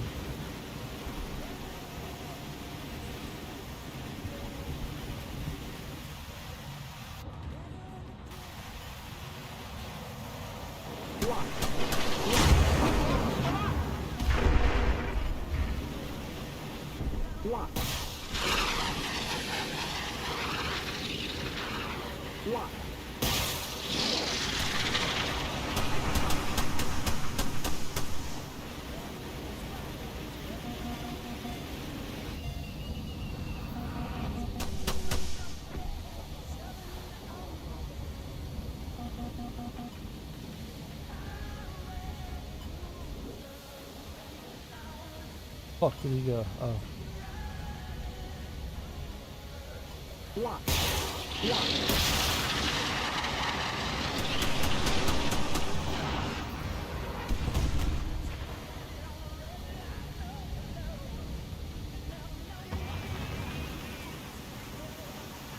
Let's get some fucking energy back. What do we have left? 2 more 7s and 2 A9s.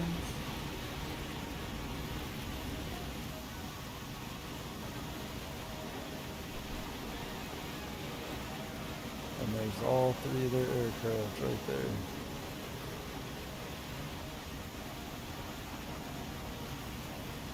The MiG's by himself, the other 2 are kind of hanging out around each other. The MiG's getting into fights.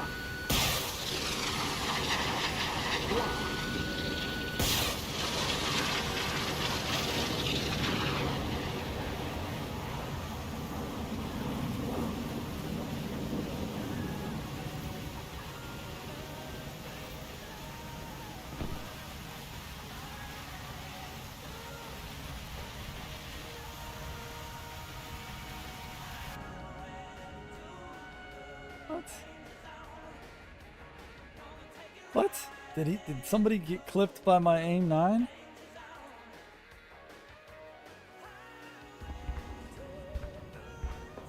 Oh my god, you fucking jackass.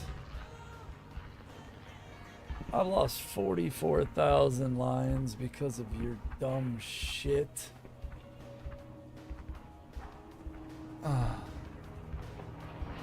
It's an AIM-9. Shit happens. My apologies, bro.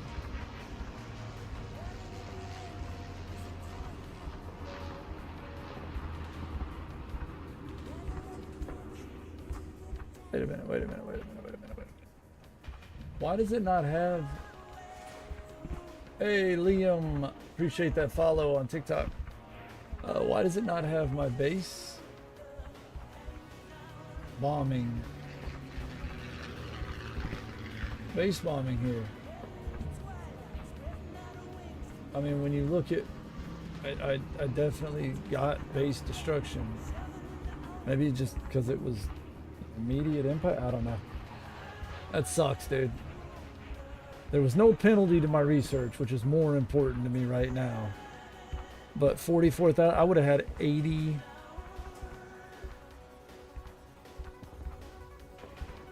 Okay, yeah, 17,800 research, but I would have had 84,000 lions.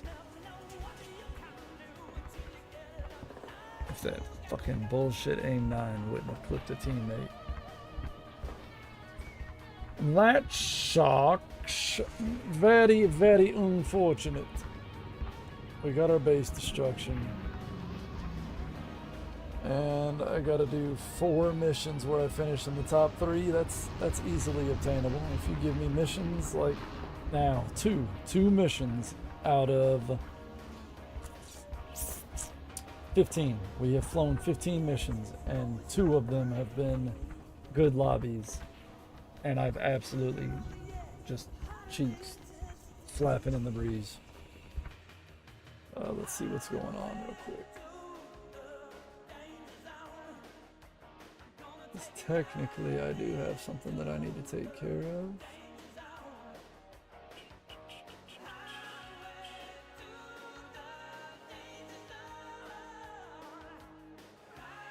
Oh shit.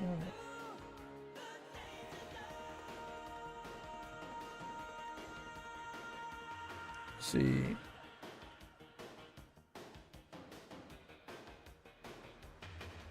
I want to raid out to another War Thunder player that's got 1 viewer right now. But, I mean, where's the support, dude?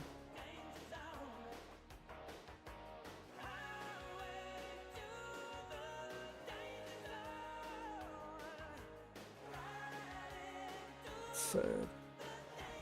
Oh, he's absolutely fucking people up in a helicopter right now.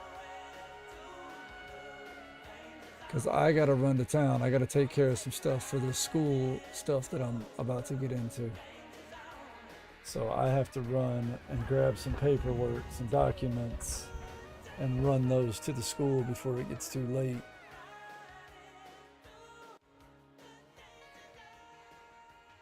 So we're gonna go ahead and raid out.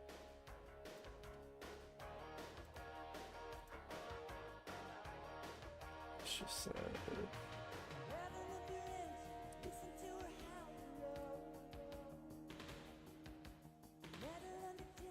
We're gonna raid out the same guy that we raided out yesterday.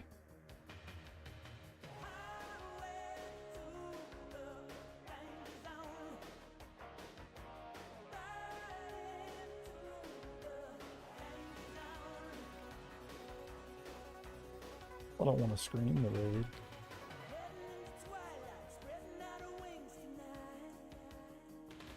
Alright, y'all. We're going to check out AV8B Plus. Show some love. He's a Jew. What do you expect? Like, you know, he's stupid.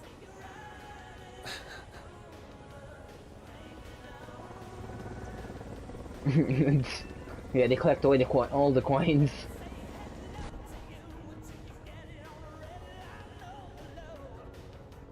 Alright. Oh, hell no. Y'all go show some love.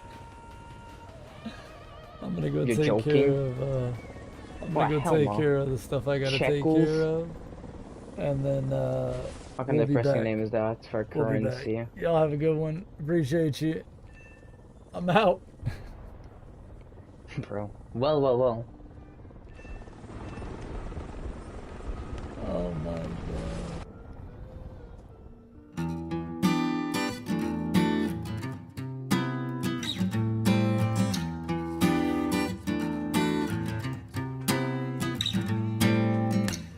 Sometimes I feel the fear of uncertainty stinging clear, and I can't help but ask myself how much I let the fear take the wheel and steer. It's driven me before, and it seems to have a vague, haunting mass appeal. But lately I've begun to find that I should be the one behind the wheel. Whatever tomorrow brings, I'll be there with open arms and open eyes, yeah. Whatever tomorrow brings, I'll be there. I'll be there. So if I decide to waver my chance to be one of the hive, will I choose water over wine and hold my own and drive? Whoa, oh, oh. It's driven me before.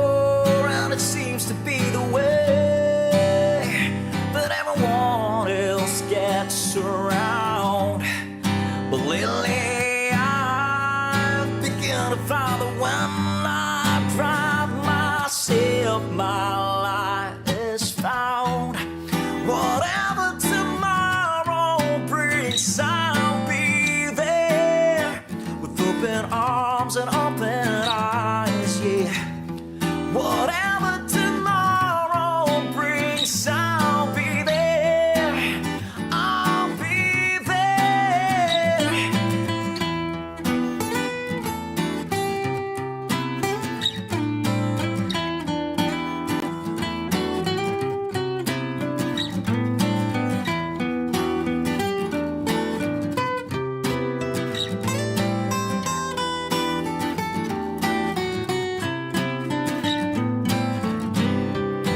Would you choose water over wine?